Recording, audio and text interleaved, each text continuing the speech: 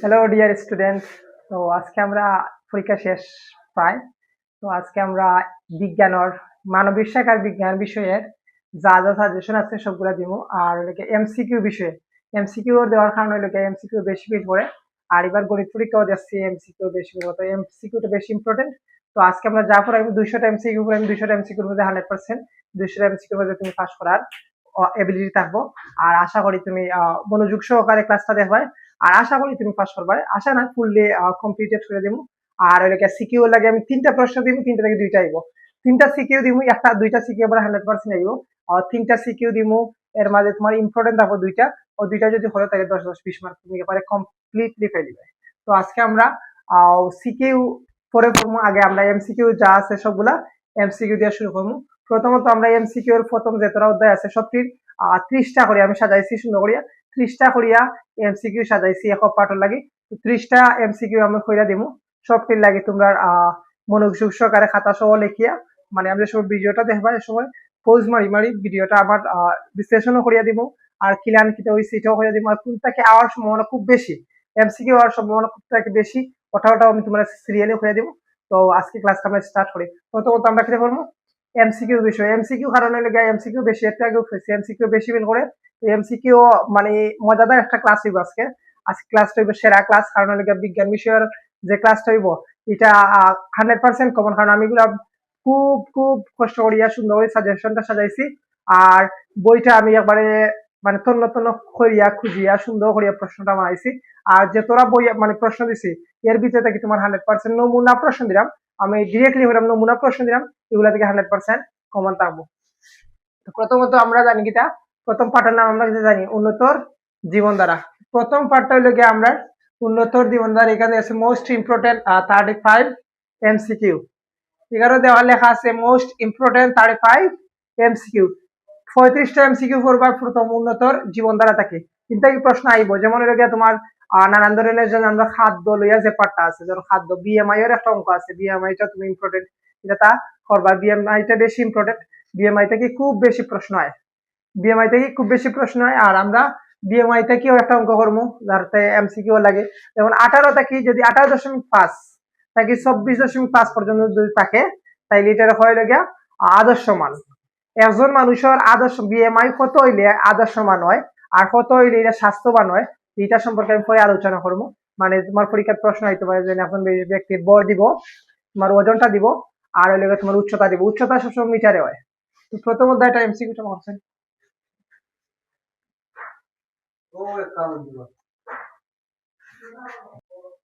ওকে, আমরা প্রথমত উন্নত জীবনধারা থেকে সব প্রশ্ন করবো। তো উন্নত জীবনধারা লাগে আমরা যে প্রশ্নগুলো করবো এগুলো ভেরি ভেরি ইম্পর্টেন্ট। আর এগুলো সম্ভাবনা এগুলো প্রচুর ইম্পর্টেন্ট, কারণ এগুলো আমরা জাস্টিফাই করছি বোর্ড সালে যতটা বোর্ড আছে, 23 সাল 24 সাল 25 সালের যতটা বোর্ড আছে সবগুলো বোর্ড আমরা বিশ্লেষণ করার পরে আমরা এগুলার উত্তর আমরা পাচ্ছি। ওগুলা থেকে প্রশ্ন পরীক্ষা ওগুলার নমুনা প্রশ্ন করে কমন হওয়ার সম্ভাবনা খুব বেশি। প্রথম প্রশ্নটা আছে কোনটি পানিতে দ্রবণীয় ভিটামিন? কোনটি পানিতে দ্রবণীয় ভিটামিন? এবার প্রথম দেওয়া আছে vitamin A, vitamin D, vitamin C আর ভিটামিন ও। আমরা জানি আচ্ছা মেইনলি কি ভিটামিন এ পাওয়া যায় কিটার মাঝে? ভিটামিন এ পাওয়া যায় হলো তোমার হলো গিয়া সবুজ শাকসবজি। তোমার ভিটামিন এ পাওয়া যায় একটা মাছ আছে, দুইটা মাছ আছে, মলা মাছ আর ডেলা মাছ। ভিটামিন এ পাওয়া যায় মলা মাছ ও ডেলা মাছ। তোমার সম্পূর্ণ বিশ্লেষণ করে দিলাম। ভিটামিন ডি এটা হলো গিয়া ক্যালসিয়াম জাতীয়, যেমন হলো গিয়া মাছ মাংস। ভিটামিন ডি পাওয়া যায় আমাদের সূর্যের যে আলো, সকালের যে আলোটা, আমরা সূর্যের যে আলোটা, এটার মাঝে কিটা পাওয়া যায়? ভিটামিন ডি পাওয়া যায়। এর মাঝে ভিটামিন সি, ভিটামিন বি আছে। ওখানে আমার লেগে কোনটি পানিতে দ্রবণীয় ভিটামিন? যে উত্তরটা হইব আসলে কিটা, এর উত্তরটা হইব আসলে ভিটামিন সি। আর ভিটামিন সি এখানে দিয়েছে কারণ দেখো লেবুর রস যেটা আছে, লেবুর রস কিন্তু পানির সাথে কিটা মিশে। এটার উত্তরটা হইব গিয়া ভিটামিন সি। কারণ লেবুর রসটা যদি তুমি পানির সাথে মিশাও খুব তাড়াতাড়ি মিশবে, অ্যাসিডের সাথে পানি খুব তাড়াতাড়ি মিশে যায়। এরপরে প্রশ্ন দেখো, নিচের কোনটিতে খাদ্যের মুখ্য উপাদান বলা হয়? নিচের কোনটিকে খাদ্যের মুখ্য উপাদান বলা হয়? এখানে হচ্ছে চর্বি, এখানে হচ্ছে শর্করা, এখানে হচ্ছে আমিষ, এখানে লিখছে ভিটামিন। তো উত্তরটাই এটা আমিষ। তখন আমিষটা কিটা?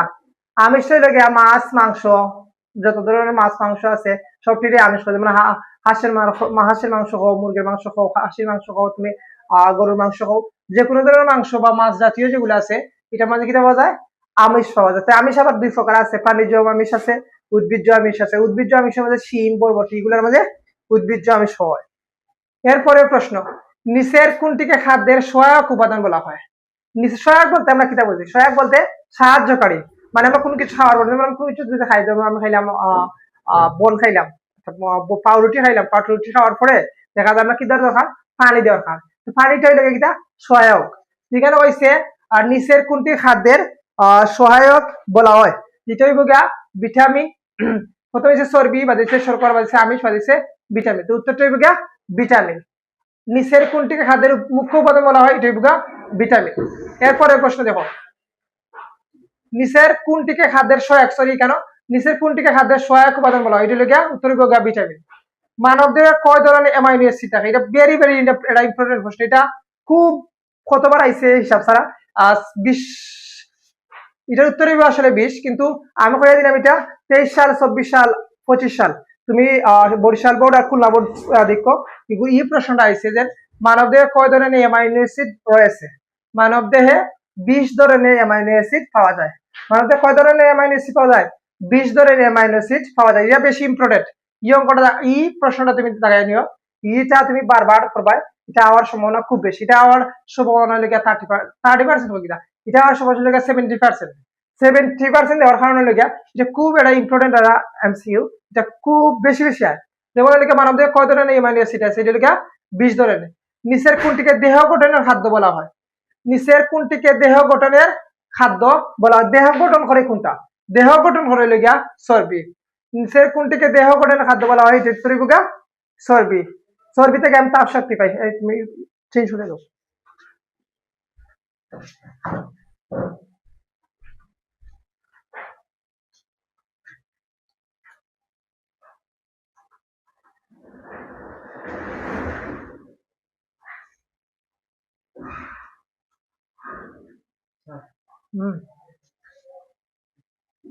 দেখো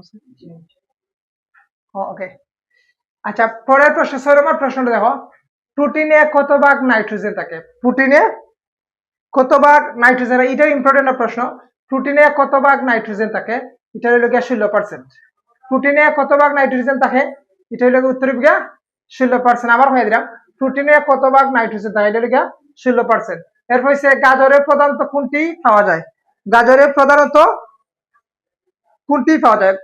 গাজরে প্রধানত কোন উপাদান পাওয়া যায়? যেমন কেন দিচ্ছে glucose, fructose, sucrose, beta carotene. কেন কিন্তু দেখো প্রশ্নটা দেয়, তুমি তো গাজরে প্রধানত কোনটি পাওয়া যায়, এটা তো প্রথম তুমি ইজিলি হয়ে যায়, এটা দিলে হইতে পারে গ্লুকোজ বা হইতে পারে সুক্রোজ। আসলে এটা সুক্রোজ আর গ্লুকোজ এগুলো মিঠা জাতীয় পদার্থ, মানে যেমন চিনি যেগুলো আছে এগুলো সুক্রোজ, মানে মিঠা জাতীয় ফল যেগুলো আছে।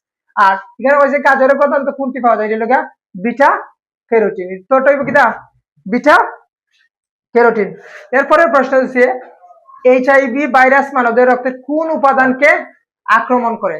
এইচআইভি ভাইরাস মানবদেহের রক্তের কোন উপাদানকে আক্রমণ করে?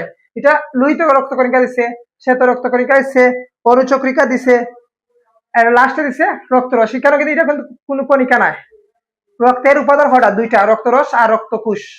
রক্তরস আর রক্তকোষ।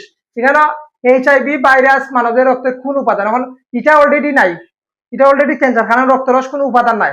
এখানে আমাদের 3টা উপাদান আছে, লোহিত রক্তকণিকা, শ্বেত রক্তকণিকা আর অনুচক্রিকা। এটা উত্তরটা হইব শ্বেত রক্তকণিকা। এটা উত্তরটাই দিব শ্বেত রক্তকণিকা। এরপরে বসো, ভিটামিন ডি এর উৎস কোনটি? বাড়িকে বুঝি, এটা আমার সহজ প্রশ্ন। ভিটামিন ডি এর উৎস কোনটি? আমাদের ভিটামিন ডি পাওয়া যায় কিনা? আমি সাধারণত আমরা ভিটামিন ডি কিতা চাই, ভিটামিন ডি পাওয়া যায় হলো ধরো ক্যালসিয়াম। ভিটামিন ডি পাওয়া যায় হলো মাছর খলিজা বা মুরগর খলিজা, খলিজা জাতীয় যেগুলো আছে, এটার মাঝে যেমন ডিমও আছে, ডিমের মাঝেও কিটা পাওয়া যায়? ভিটামিন ডি পাওয়া যায়। একটু আগে আমি কইছি যে ভিটামিন ডি এর অভাবে কোন রোগ হয়? ভিটামিন ডি এর অভাবে রিকেটস রোগ হয়। সাথে সাথে এই জিনিসগুলো মনে রাখা, কথাটা বারবার মনে রাখা, কারণ লেগে এটার সাথে সাথে সম্পর্কিত যেগুলো আছে এগুলো জানা দরকার আছে। যেমন কিটা হয়েছে যে ভিটামিন ডি এর উৎস কোনটি? ভিটামিন ডি এর উৎস হলো ডিমের কুসুম। অনেকে হচ্ছে গাজর, গাজর তো একটু আগে আমরা পড়িলাম, ফুলকপি, লেটুস পাতা। এটা কোন, এটা হলো ধরো এক ধরনের উদ্ভিদ, এটাও এক ধরনের উদ্ভিদ, এটা উদ্ভিদ, এটা কিন্তু উদ্ভিদ নাই, এটা হলো প্রাণী। প্রাণীতে কিটা হচ্ছে যেমন ডিমের কুসুম। এরপর হচ্ছে এরপরের প্রশ্নটা ফলো করো। এরপরের প্রশ্নটা হলো গিয়া,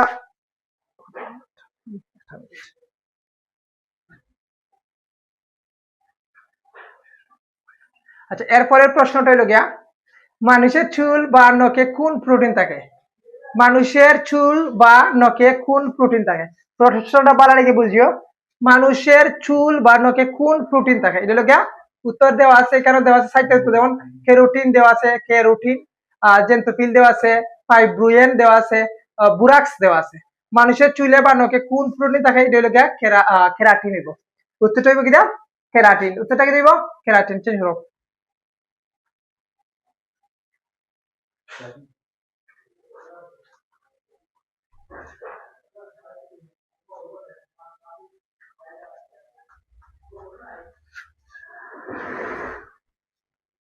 আচ্ছা, এখানে প্রশ্ন হইল গিয়া কোন ড্রাগটি সবচেয়ে মারাত্মক?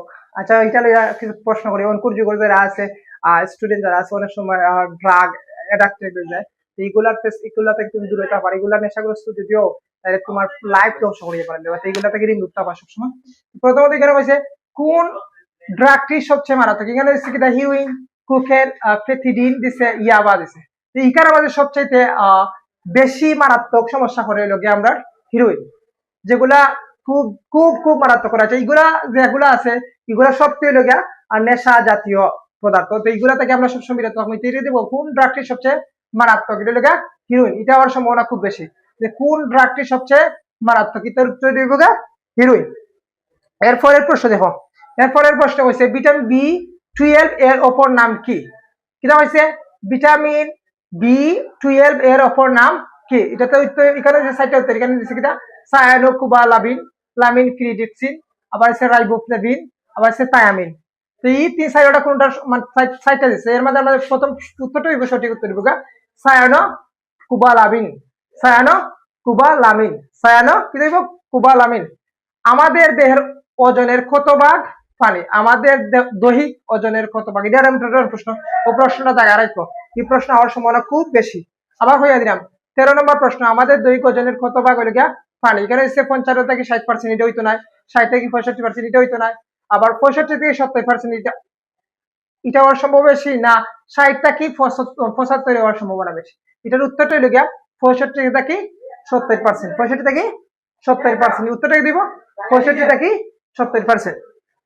এরপরে দেখো, ফট সারাতে নিচের কোন ভিটামিন খুবই সহায়ক? এটা কিন্তু ফট সারা আমরা জানি ভিটামিন সি এর অভাবে কোন রোগ হয়? স্কারবি রোগ হয়। যেমন আমরা গালোয়ার সাইডে দিয়ে ইয়ে হয়ে যায়, গা হয়ে যায়, বা সাদা সাদা হয়ে যায়। এইগুলা কোনটার কারণে হয়? এগুলা মূলত হয় স্কারবি রোগের কারণে। ফট সারাতে নিচে কোন ভিটামিনটি খুব সহায়ক? এটা হলো ভিটামিন সি হইব। কারণ ভিটামিন এ এই ধরনের ভিটামিন এর অভাবে রাতখানা রোগ হয়। ভিটামিন এর অভাবে কোন কোন রোগ হয়? রাতখানা হয়। ভিটামিন ডি এর অভাবে আমরা এটা শিখছিলাম, রিকেটস রোগ হয়। আবার এখানে হয়েছে ভিটামিন সি। তো ভিটামিন সি এর অভাবে কোন রোগ হইতে পারে? ভিটামিন সি এর অভাবে স্কারবি রোগ হয়। স্কারবি রোগ বলতে বোঝায় যে ধরনের গা, তোমার শরীরে কোনো ধরনের গা যদি থাকে, যেটা হয় স্কারবি রোগ। তো এইটা হলো ভিটামিন সি। এটাও একটা ইম্পর্টেন্ট প্রশ্ন। ফট ছাড়াতে নিচের কোন ভিটামিন খুব সহায়ক? এটা হলো ভিটামিন সি। আমাদের হাড়ের প্রধান উপাদান কি? আমাদের হাড়ের প্রধান উপাদান কি? হচ্ছে সোডিয়াম, ক্যালসিয়াম, পটাশিয়াম, অ্যালুমিনিয়াম। এটা জিনিস মনে রাখো যে হাড় যদি থাকে, যে কোনো কিছুর হাড় যদি থাকে, তাহলে এটা উত্তর 100% ক্যালসিয়াম। যে কোনো ছোট মাছের যদি আমরা ছোট মাছের খাটা থাকে, বা বড় মাছের যে খাটা, যেটা খাটার মাঝে কি থাকে? ভিটামিন ক্যালসিয়াম থাকে। মূলত যদি হাড় থাকে, তাহলে এটা উত্তর হবে আমাদের হাড়ের প্রধান উপাদান কি? এটা সোডিয়াম 100% হওয়ার সম্ভাবনা কম। করে দিচ্ছে ক্যালসিয়াম, বা দিচ্ছে পটাশিয়াম, বা দিচ্ছে অ্যালুমিনিয়াম। এগুলো হওয়ার সম্ভাবনা খুব কম। এর উত্তরটা হবে ক্যালসিয়াম। এটা 100% মনে রাখো যে যদি আমাদের হাড় যদি থাকে কোনো কিছু, তাহলে এটার উত্তরটা হইব ক্যালসিয়াম। এটা নাই। কত নম্বর আইছে আমরা?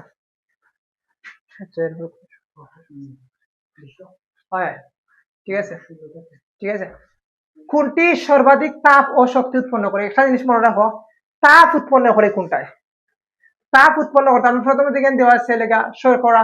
শর্করা আমাদের দেহ গঠন করে বা রোগ প্রতিরোধ ক্ষমতা বৃদ্ধি করে। হামিশো সেম। ভিটামিন লেগে তোমার একটু আগে কইছি ভিটামিন এ আছে, ভিটামিন বি আছে, ভিটামিন সি আছে। এটা নানান ধরনের রোগ আছে। স্নেহ পদার্থ, স্নেহ লিপিড হয়। স্নেহ পদার্থ হইল গিয়া যেগুলা তোমার চর্বি জাতীয় খাবার। স্নেহ পদার্থ চর্বি জাতীয় খাবার।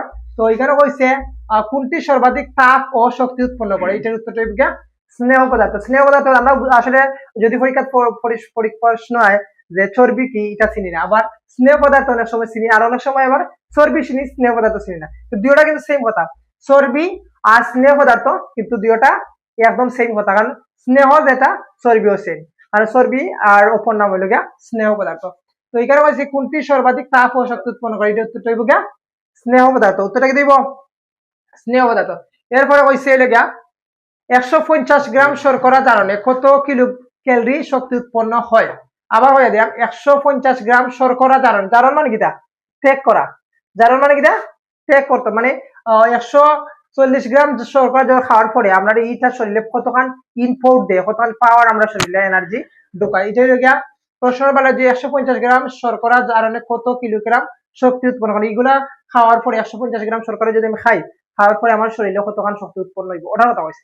এখানে দিচ্ছে লিখে 315 গ্রাম, 415 গ্রাম, 515 গ্রাম, 665 গ্রাম।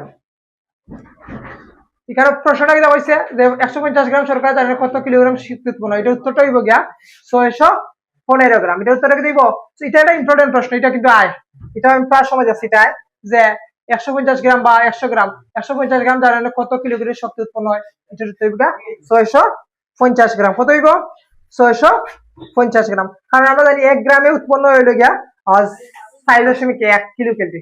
1 গ্রামে কত উৎপন্ন হয় ওই জিনিসটা মনে রাখো, এটা কিলা করবা, 1 গ্রামে উৎপন্ন হয় কিনা 4.1 কিলো ক্যালোরি, 1 গ্রামে উৎপন্ন হয় কত 4.1 কিলো ক্যালোরি, 1 গ্রামে কত উৎপন্ন হয় 4.1 কিলো ক্যালোরি। এখন যদি আমি 4.1 রে 150 যদি আমি গুণ মারি, তাইলে এবার আইব গিয়া 600 কত 15। তখন যদি আমি 100টা হই, 100 যে 100 গ্রাম শর্করা জারণে কত কিলোগ্রাম উৎপন্ন হইব, আমি যদি 100 লগে আমরা 4.1 গুণ করি নাই, তাহলে এবার হইব 410, উত্তরটা হইব গিয়া 400। যদি 100 হয় 100 গ্রামে কত হয়, তাহলে 400 আমরা 100 লগে 4.1 গুণ করব, তারপরে যেটা উত্তর পাইব কত গ্রাম। এরপরে দিছে হইল গিয়া 18 নম্বর নানি 18 নম্বর। এখানে হচ্ছে প্রতিদিন, এইটা ইম্পর্টেন্ট প্রশ্ন, এটা কিন্তু মনে রাখো, প্রতিদিন কত গ্রাম আঁশযুক্ত খাদ্য গ্রহণ করা উচিত, প্রতিদিন কত গ্রাম আঁশযুক্ত খাদ্য গ্রহণ করা, এটা কিন্তু তোমার কোনো অঙ্ক নাই, জাস্ট সেন্সর খেলা, তুমি মেমোরির মাঝে এটা মনে রাখতা, এটা কিন্তু 2-3 বার পড়বাই, একবার 2 বার। আইএমসিকিউ এর জিনিস দেখার পর যদি ফইরা থাকো তাহলে দেখার পরে মনে হইব তোমার। এটা কি হইছে প্রতিদিন কত গ্রাম আঁশযুক্ত খাদ্য গ্রহণ করা উচিত, যেটাকে 30 থেকে 40 গ্রাম, উত্তর হইব কি 30 থেকে 40 গ্রাম। এটার উত্তরটা কত 30 থেকে 40। প্রতিদিন কত আঁশযুক্ত খাবার কোনগুলা, আঁশযুক্ত ফলমূলের উচ্ছিষ্ট যেগুলো আছে, ফলমূলের উচ্ছিষ্ট আছে না, যেমন ফলর বাকল যেগুলো আছে, ফলমূলের উচ্ছিষ্ট যেগুলো আছে এগুলার হয় ফলমূল বা শাকসবজির যে উচ্ছিষ্ট অংশ, এটা হয় লোকে আঁশযুক্ত খাবার। আর আঁশযুক্ত খাবার খাইলে অনেক ধরনের শরীর লাগে মানে উপকার আছে। এরপরে প্রশ্ন দেখো, এরপরে সে হয়েছে মানব দেহে ভিটামিন ই কি তৈরি করে, এখানে মানে দেওয়া প্রশ্ন লিখে মানব দেহে ভিটামিন ই কি তৈরি করে, মানব দেহে ভিটামিন ই কি তৈরি করে। তো এখানে হচ্ছে অ্যান্টিবডি তৈরি করে, অ্যান্টি অক্সিডেন্ট তৈরি করে, অ্যান্টিজেন তৈরি করে, আলসার সৃষ্টি করে, এটা জীবনে হইতো না, আলসার সৃষ্টি করে এটা জীবনে হইতো না, আর অ্যান্টিজেন তৈরি করে এটা নাই, আর অ্যান্টিবডি তৈরি করে এটাকে অ্যান্টি অক্সিডেন্ট। অ্যান্টি অক্সিডেন্ট যে রোগ প্রতিরোধ ক্ষমতা, যে অ্যান্টি অক্সিডেন্ট মানে যে ধরনের রোগে আক্রান্ত করতেছ এগুলো হওয়ার সম্ভাবনা কমে যায়। এই ধরনের খাবার খাওয়ার পরে এই ধরনের তোমার যে ধরনের রোগ আছে এগুলার যে শক্তি আছে এই শক্তিটা কমাই দেয়। কোন ধরনের খাবার, আঁশযুক্ত খাবার। মানব দেহে ভিটামিন ই পড়লাম। এরপরে বেরি বেরি রোগ কোন ভিটামিনের অভাব, এটা কিন্তু বেরি বেরি একটা ইম্পর্টেন্ট প্রশ্ন, এই প্রশ্ন আইব। আগে দিছিলাম কত নম্বর, তোমার দিছিলাম হইল গিয়া যে 18 নম্বর প্রশ্ন, আর এখন হইলো 20 নম্বর প্রশ্ন। বেরি বেরি রোগ কোন ভিটামিনের অভাবে হয়, বেরি বেরি রোগ কোন ভিটামিনের অভাবে হয়। এখানে কইছে vitamin B one, vitamin B2, vitamin বি5, vitamin বি6। আবার হইরা বেরি বেরি রোগ কোন ভিটামিনের অভাবে, মূলত এটা ভিটামিন বি1 এর অভাবে হয়, মূলত কি কোনটার অভাবে, ভিটামিন বি1 এর অভাবে হয়ে থাকে। চেঞ্জ করো।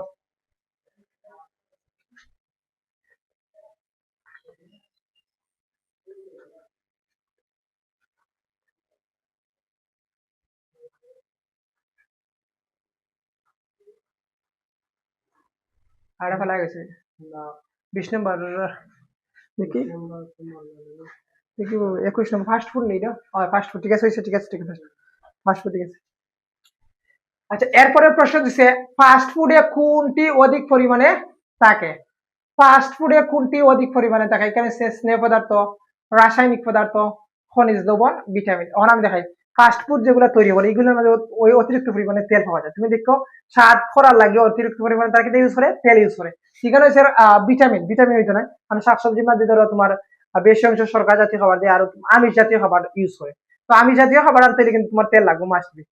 এরপরে দিচ্ছে খনিজ লবণ, লবণের পরিমাণ তো কোনো সময় বেশি থাকতো না, কারণ লবণ কম থাকবো। এরপরে দিচ্ছে কিনা রাসায়নিক পদার্থ, রাসায়নিক পদার্থ এটার মধ্যে থাকার সম্ভাবনা খুব কম। এটার উত্তরটা হইবা স্নেহ পদার্থ। ফাস্ট ফুডে কোনটি অধিক পরিমাণে থাকে? এটা লেখা স্নেহ পদার্থ। এর লাগে ফাস্ট ফুড খাওয়ার পরে মানুষের স্বাস্থ্য বেশি, মানে যারা স্থূল আছে বডি তারা বেশি স্বাস্থ্য বাড়ে, মানে দেখা যায় বড় বা স্থূল বডি।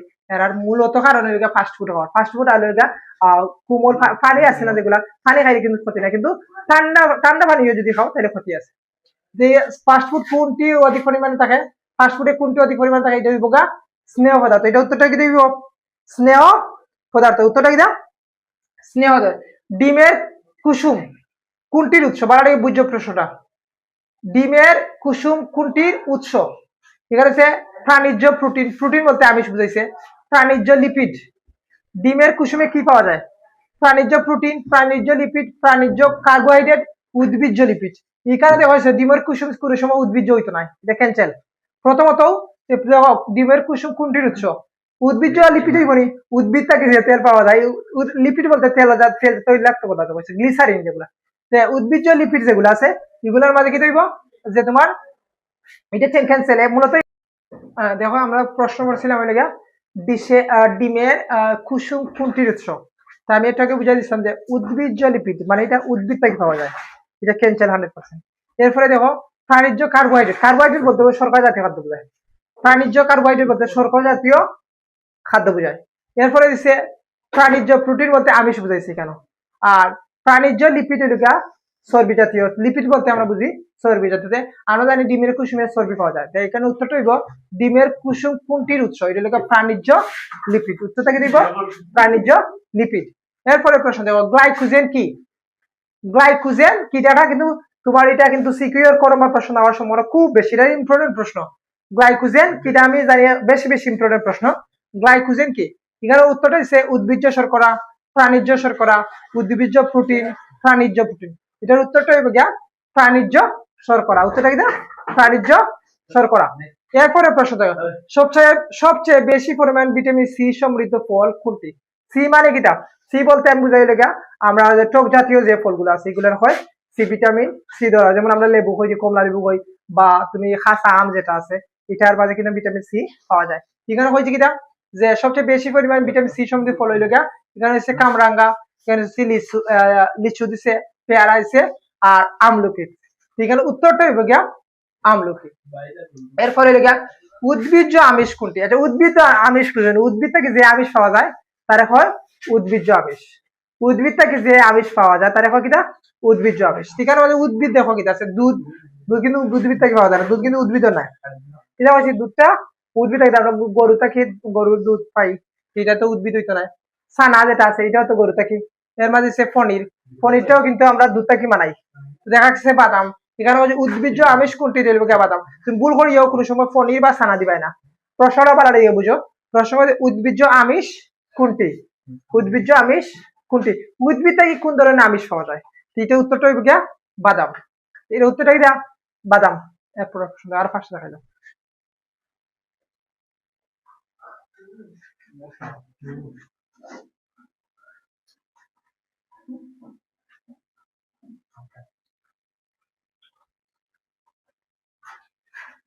আচ্ছা এটা একটা ইম্পর্টেন্ট প্রশ্ন। এইডস এর রোগে ভাইরাসের নাম কি? এটা প্রশ্ন হওয়ার সম্ভাবনা খুব বেশি, তাইও বেশি প্রশ্ন। প্রশ্ন কিটা হইছে এইডস রোগের ভাইরাসের নাম কি? ঠিক আছে, T2 HIV, সিস বি ল্যাকটেমেজ। এখানে কোনোটাও হওয়ার সম্ভাবনা তুমি হইতে পারবে না, অবশ্যই তুমি হইতে পারবে। যদি ফইরা থাকো তাহলে অবশ্যই হইতে পারবে। এইডস রোগের ভাইরাসের নাম কি হলো গিয়া HIV। HIV এটার HIV মিনিংটা কি তাহলে দেখো হিউম্যান ইমিউনো ডিফিসিয়েন্সি ভাইরাস। এটা 100% কমন আছে, এটা হওয়ার সম্ভাবনা খুব বেশি। এরপর হচ্ছে 1 গ্রাম শর্করা জানেন কত কিলোগ্রাম শক্তি উৎপন্ন হয়? একটু আগে আমরা পড়াইছিলাম যে 150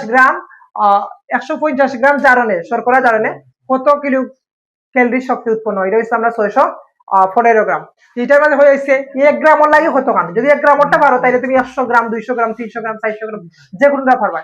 1 গ্রামে উৎপন্ন হয়েছে এখানে কত 4.1, যদি 100 গ্রাম হয় তাহলে 410, 200 গ্রাম হয় আমরা 200 লগে তোমরা আমরা 4.1 যদি গুণ করে দিতে হইব কত হইব উত্তর। এরপরে দেখো আমিষ গঠনের একক কোনটি, আমিষ গঠনের একক কোনটি, দেখো এখানে আছে হাইড্রোক্লোরিক অ্যাসিড। আমিষ গঠন মূলত বুঝো hydrochloric acid, carbolic acid. Hydrochloric acid কোনো সময় হওয়ার সম্ভাবনা নাই। কার্বলিক অ্যাসিড এটাকে ফল ভাঙাতে সাহায্য করে, ফর্মিক অ্যাসিড এটা হওয়ার সম্ভাবনা নাই। এটা হচ্ছে অ্যামাইনো অ্যাসিড। এই উত্তরটা হইব আমিষ গঠনের একক কোনটা, অ্যামাইনো অ্যাসিড। এরপরে প্রশ্ন দেখো 45 কেজি 1.5 মিটার উচ্চতা বিশিষ্ট একজন ব্যক্তির বিএমআই নিচের কোনটি। 45 কেজি 1.5 মিটার উচ্চতা ব্যক্তির ওজনটা কত 45 কেজি। ওই এটা অঙ্ক শিখিলা ও লগে লগে এটা অঙ্ক আমরা বিএমআই মানে the body mass index, BMI মানে লগা বডি মাস। আচ্ছা ওকে সমস্যা নাই, যদি না বুঝে আমি এটা লাগে 3টা প্রশ্ন দিব, 3টা সিকিউ লাগে 3টা সৃজনশীল দিব, এর ভিতরে 2টা আইব। তো প্রথমত আমি দেওয়া হয়েছে 45 কেজি 1.5 মিটার উচ্চতা বিশিষ্ট একজন ব্যক্তির বিএমআই নিচের কোনটি হবে। বিএমআই কে বডি মাস ইনডেক্স বা বর সূচি হয়। এরপরে হলো গিয়া এটা হচ্ছে 45 আর এখানে 1.5 মিটার। তো আমরা যদি 45 এটার সূত্র লাগে বিএমআই সূত্র হলো গিয়া উপরে হলো গিয়া আমরা উচ্চতা সরি উপরে হলো গিয়া আমরা ওজনটা আর নিচে হলো গিয়া মিটারে উচ্চতা হইব আর স্কয়ার হইব, মিটারে উচ্চতা হইব আবার স্কয়ার। প্রশ্ন বারোটি বুঝো মিটারে উচ্চতা হইব আবার দিবা কিনা স্কয়ার, মিটারে উচ্চতা হইব আবার কিনা স্কয়ার। যে প্রথম উপরে থাকবো আমরা কিনা ওজন আর তলে থাকবো আমরা উচ্চতা দিয়ে মিটারে স্কয়ার। এখানে দিছে কত 45, 45 আমরা 1.5 মিটার, যদি আমি ভাগ করি একটু ভাগ করেছেন কত কত কত 45 ভাগ দিবে কি 45 দিয়া ভাগ দিবা হইলো গিয়া 1.5 গুণ মার আগে 45 ভাগ 2.25 কত ঠিক আছে। 45 কেজি আমি কিলা কইছি যে উপরে লাগবা 45 কেজি আর নিচে লাগবা উচ্চতারে মিটারে প্রকাশ করবা কইরা হোল স্কয়ার দিবা। ওখানে অনেক সময় তোমার দিলায় যে উচ্চতা দিলায় যে সেন্টিমিটারে, তো সেন্টিমিটারে তাহলে তুমি কি করবা আগে 100 দিয়ে ভাগ করবা, সেন্টিমিটারে যদি থাকে 100 দিয়ে আগে ভাগ করবা, এরপরে তুমি তুমি 1.2 বা 1.6 পাইয়া দেখে দিয়ে হোল স্কয়ার দিয়া তুমি ওজনের লগে ভাগ করবা, শেষ মান মারা দিবে।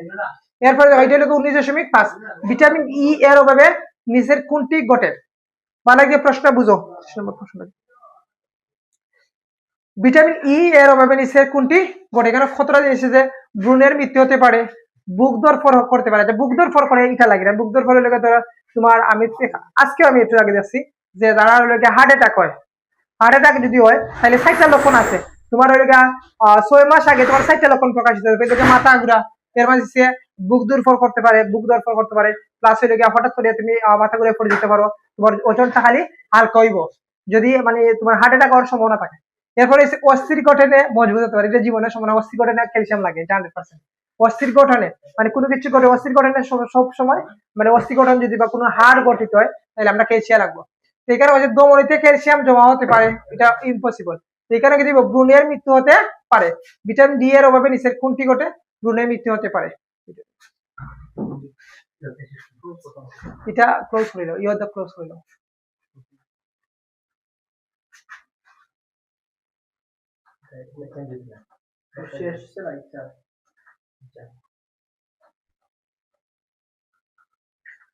অম্ল ক্ষারকর ফাট্টা পাবো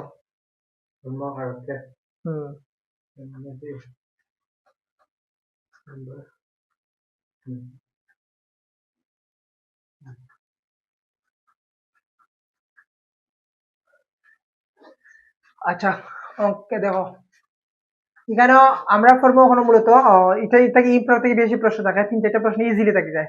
প্রশ্ন হইলে অধ্যায় হইলে 7ম অধ্যায় অম্ল ক্ষারক ও লবণের ব্যবহার। অম্ল বলতে আমরা বুঝি অ্যাসিড, আর ক্ষারকটা তুমি পারানো অবশ্যই পারবে, আর লবণের ব্যবহার এই 3টা জিনিসটা তোমার মাস্ট বি জানা রাখবো। এটা হচ্ছে অম্ল ক্ষারক ও লবণের ব্যবহার। তো মূলত আমরা জাস্ট এমসিকিউ গুলা 30টা এমসিকিউ অ্যানালাইসিস করবো, এইগুলা থেকে তোমার সম্ভাবনা 3টা বা 4টা প্রশ্ন ইজিলি যাবো যদি মনোযোগ সহকারে দেখো, তাহলে অবশ্যই 3টা থেকে 4টা পর অবশ্যই।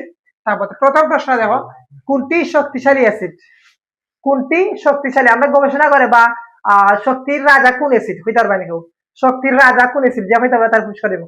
শক্তির রাজা কোন অ্যাসিড, এখানে হইল গিয়া আমরা কোনটি শক্তিশালী অ্যাসিড এখানে হচ্ছে লেগা CH3CO ডবল এইচ এটা লেগা ভিনেগার দেওয়া হয়েছে, আর সালফিউরিক যে হাইড্রোকার্বনেট দিছে, আবার এটা হচ্ছে HCO HCC COOH এটাও কিন্তু তোমার ভিনেগার। আর প্রশ্ন হইল গিয়া তোমার এখানে মাঝে কোনটি শক্তিশালী, এটা হইল গিয়া সালফিউরিক অ্যাসিড H2SO4, এটা উত্তরটা হইল গিয়া সালফিউরিক অ্যাসিড কি দেবা H2SO4। এরপরে এসে কোনটি দুর্বল অ্যাসিড, সমস্যা নেই ওকে।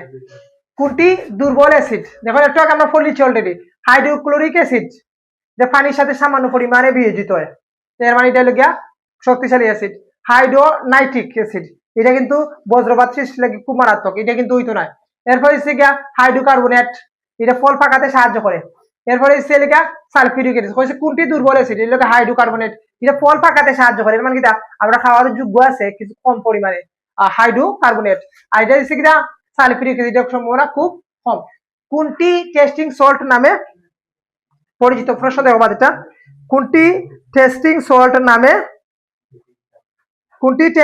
সল্ট নামে পরিচিত, এখানে আছে sodium glutamate, sodium chloride, calcium chloride, silver chloride. দেখো সোডিয়াম ক্লোরাইড একটা লবণ, NaCl সোডিয়াম ক্লোরাইড কিনা NaCl, ক্যালসিয়াম ক্লোরাইড এটা একটা লবণ, আবার আছে সিলভার ক্লোরাইড।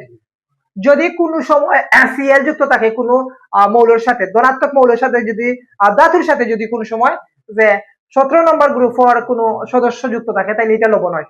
কারণ আমরা জানি 17 নম্বর গ্রুপ কিটা, 17 নম্বর গ্রুপ জানি আমরা হলো গিয়া সামুদ্রিক লবণ বা লবণ জাতীয় পদার্থ, এগুলা গঠন করে কোন পদার্থের সাথে তাইলে মৌলের সাথে তাইলে এটা অবশ্যই লবণ হবে। যেমন এখানে আছে ক্যালসিয়াম ক্লোরাইড এটা একটা লবণ, আবার সিলভার ক্লোরাইড, আবার সোডিয়াম ক্লোরাইড, এগুলা সবগুলা কিন্তু একটা লবণ। কিন্তু উত্তরটা এটা কোনটি টেস্টিং সল্ট নামে পরিচিত, সোডিয়াম গ্লুটামেট ও এক ধরনের লবণ, যেটার নাম হলো গিয়া সোডিয়াম গ্লুটামেট।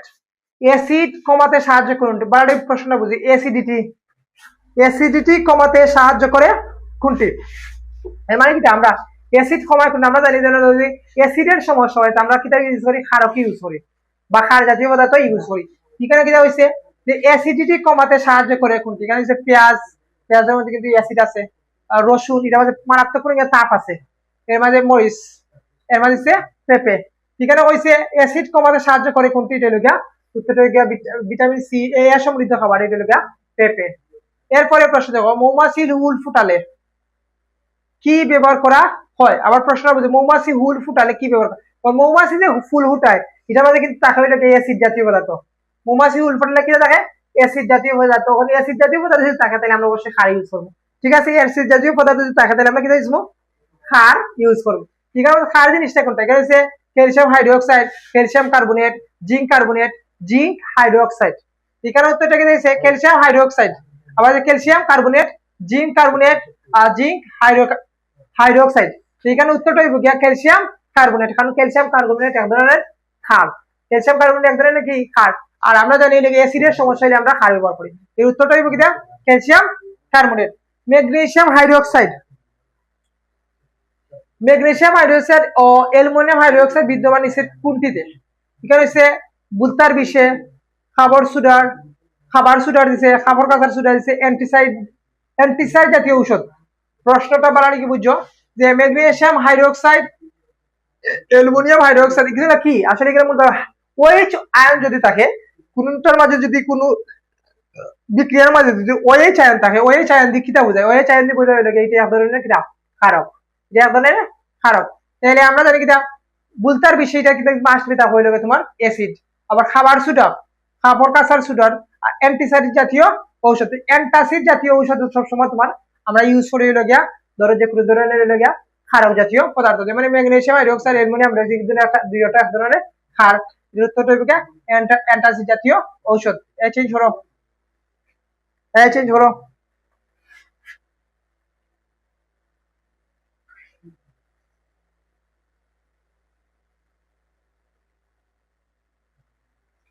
আচ্ছা, এরপরে প্রশমন বিক্রিয়ায় কোনটি উৎপন্ন হয়, এটা 100% লবণ আর পানি উৎপন্ন হইব। যদি কোনো প্রশ্ন থাকে প্রশমন বিক্রিয়া কোনটি উৎপন্ন, এটা 100% উত্তর পাইবে লবণ আর পানি। প্রশমন বিক্রিয়া কোনটি উৎপন্ন, প্রশমন বিক্রিয়া কোনটি উৎপন্ন হয়, এটা হলো উত্তর হইব গিয়া লবণ আর পানি। যদি অ্যাসিড আর ক্ষারের বিক্রিয়া ঘটানো হয়, প্রশমন বিক্রিয়া আসলে কিটা অ্যাসিড আর ক্ষারের বিক্রিয়া যেটি মানে যা উৎপন্ন হয় তাহলে হয় হলো গিয়া প্রশমন বিক্রিয়া। তো অ্যাসিড আর ক্ষার যদি আমরা কোনো সময় বিক্রিয়া ঘটাই তাহলে উৎপন্ন হইব লবণ আর পানি। কারণ কি অ্যাসিড উৎপন্ন হইতো না, ক্ষারকও পানি উৎপন্ন হয়, ক্ষারও পানি উৎপন্ন হয়, উৎপন্ন হইব গিয়া লবণ আর পানি। ও অ্যাসিডের বৈশিষ্ট্য কি? এটা আমার সহজ প্রশ্ন। অ্যাসিডের বৈশিষ্ট্য কি? আচ্ছা, অ্যাসিড জাতীয় পদার্থ কিটা? অ্যাসিড জাতীয় পদার্থ হইল ওগুলা যেগুলা অম্ল প্লাস হইল এইগুলা H প্লাস আয়ন উৎপন্ন করে। কিটা উৎপন্ন করে? H প্লাস আয়ন উৎপন্ন করে। যখন কোনো কিছু পানির সাথে বিক্রিয়া করবো তাহলে কিটা H প্লাস আয়ন উৎপন্ন করবো। তাহলে এই ধরনের জিনিস যেগুলো আছে এগুলো হইল গিয়া অ্যাসিড। আবার হইয়া যাবে অ্যাসিড কি? অ্যাসিড হইল গিয়া মানে তোমার অম্ল, আর অ্যাসিড হইল পানির সাথে বিক্রিয়া করলে এগুলা H প্লাস আয়ন উৎপন্ন করে। আবার জিনিসটা বলা ক্লিয়ার হোক, অ্যাসিড জাতীয় পদার্থ হইল গিয়া যেগুলো পানির সাথে বিক্রিয়া করে H প্লাস আয়ন উৎপন্ন করে। হয় কিনা হয়েছে প্রশ্নের মাঝে দিয়ে দিচ্ছে যে অ্যাসিডের বৈশিষ্ট্য হলো লাল লিটমাসকে নীল করে, প্রস্তাবনী H প্লাস আয়ন উৎপন্ন করে, পিএইচ এর মাত্রায় 7 এর বেশি, আবার হচ্ছে ফেনোপলিথিলিন গোলাপি বর্ণ ধারণ করে। এটা আমি একটু আগেও কইছি যে H প্লাস আয়ন উৎপন্ন করে। প্রতিস্থাপনীয় H প্লাস আয়ন থাকে, এটা উত্তর দিব গিয়া must be H plus ion উৎপন্ন করে। H প্লাস আয়ন উৎপন্ন করা মানেও তোমার এটা এ ধরনের অ্যাসিড। প্রশমন বিক্রিয়ার পর পিএইচ এর মান কত হয়? প্রশমন বিক্রিয়ার পর পিএইচ এর মান কত হয়? দেখো শূন্য দিছে, মানে এটা কোনো বিক্রিয়ার পরে পিএইচ এর কোনো মান দিছে না। এর মানে আমরা জানি 7, যত উপরে দিয়ে যাইব অতইব গিয়া ক্ষার বা ক্ষারক, যত উপরে দিয়ে যাইব হইব ক্ষার, আর যত নিচে দিলাম অতইব গিয়া অ্যাসিড। যেমন আমরা যে নির্দেশক একটা জিনিস আছে, অ্যাসিডের যে নির্দেশক আর ক্ষারকের যে নির্দেশক 1 থেকে 7 পর্যন্ত আছে, 1 থেকে 6 পর্যন্ত হইল গিয়ে আমরা জানি মূলত বেশি অ্যাসিড পরিমাণ, আর 8টা কি হইল গিয়ে আমরা যদি 14 পর্যন্ত হয় তাহলে এটা হলো ক্ষার। ঠিকানা কি দিয়েছে যে প্রশমন বিক্রিয়ার পর পিএইচ এর মান কত, মানে সমান সমান হয়ে যায়, এটা হইব গিয়া 7। একটি বর্ণহীন দ্রবণে সোডিয়াম হাইড্রোক্সাইড মিশালে দ্রবণটি গোলাপি হয়ে গেল, দ্রবণটি কি? বারবার প্রশ্নটা বুঝো। একটি বর্ণহীন দ্রবণে সোডিয়াম হাইড্রোক্সাইড মিশালে দ্রবণটি গোলাপি হয়ে গেল, দ্রবণটি আসলে কি? দ্রবণটি আসলে হইল গিয়া ফেনলফথেলিন। উত্তরটা হইব কি? ফেনলফথেলিন। উত্তরটা কি? ফেনলফথেলিন। এরপরে দেখো কাপড় কাঁচার সুডার সাথে কত অণু পানি থাকে? প্রশ্নটা কইছে কি? কাপড় কাঁচার পানির সাথে কত অণু পানি থাকে? কাপড় কাঁচার সুডের সাথে এটা মুখস্থ রাখলি ভাই, এটা হলো গিয়া 10 গ্রাম। কাপড় কাঁচার সুডের সাথে কত অণু থাকে? 10 গ্রাম, 10 অণু পানি থাকে। এর হয়েছে কোন জলীয় দ্রবণে ক্ষারীয় হলে পিএইচ এর মান কত? প্রশ্নটা বার গিয়া জলীয় দ্রবণ কি হইতো? ক্ষারীয় হইতো। একটু আগে আমি প্রশ্ন করছি, যদি 7 এর উপরে থাকে তাহলে এই হলো গিয়া ক্ষার, আর 7 এর যদি নিচে থাকে তাহলে এই হলো গিয়া অ্যাসিডিটি। 7 এর যদি উপরে থাকে এটা কি হইব? ক্ষার হইব, আর 7 এর যদি নিচে থাকে তাহলে কি হইব? অ্যাসিড। 7 এর কেন কি আছে? 7 এর নিচে আছে 4.5, এটা হলো অ্যাসিড। 5.5 এটাও অ্যাসিড, 6.5 এটাও অ্যাসিড, কিন্তু 7.5 যেটা দেখায় এটা হলো এটা হলো ক্ষারীয়। তাহলে উত্তরটা হইব কি? হইতে কি হইছে কোন জলীয় দ্রবণে ক্ষারীয় হলে এর পিএইচ কত? এর পিএইচ হলো 7.5। ফলটাও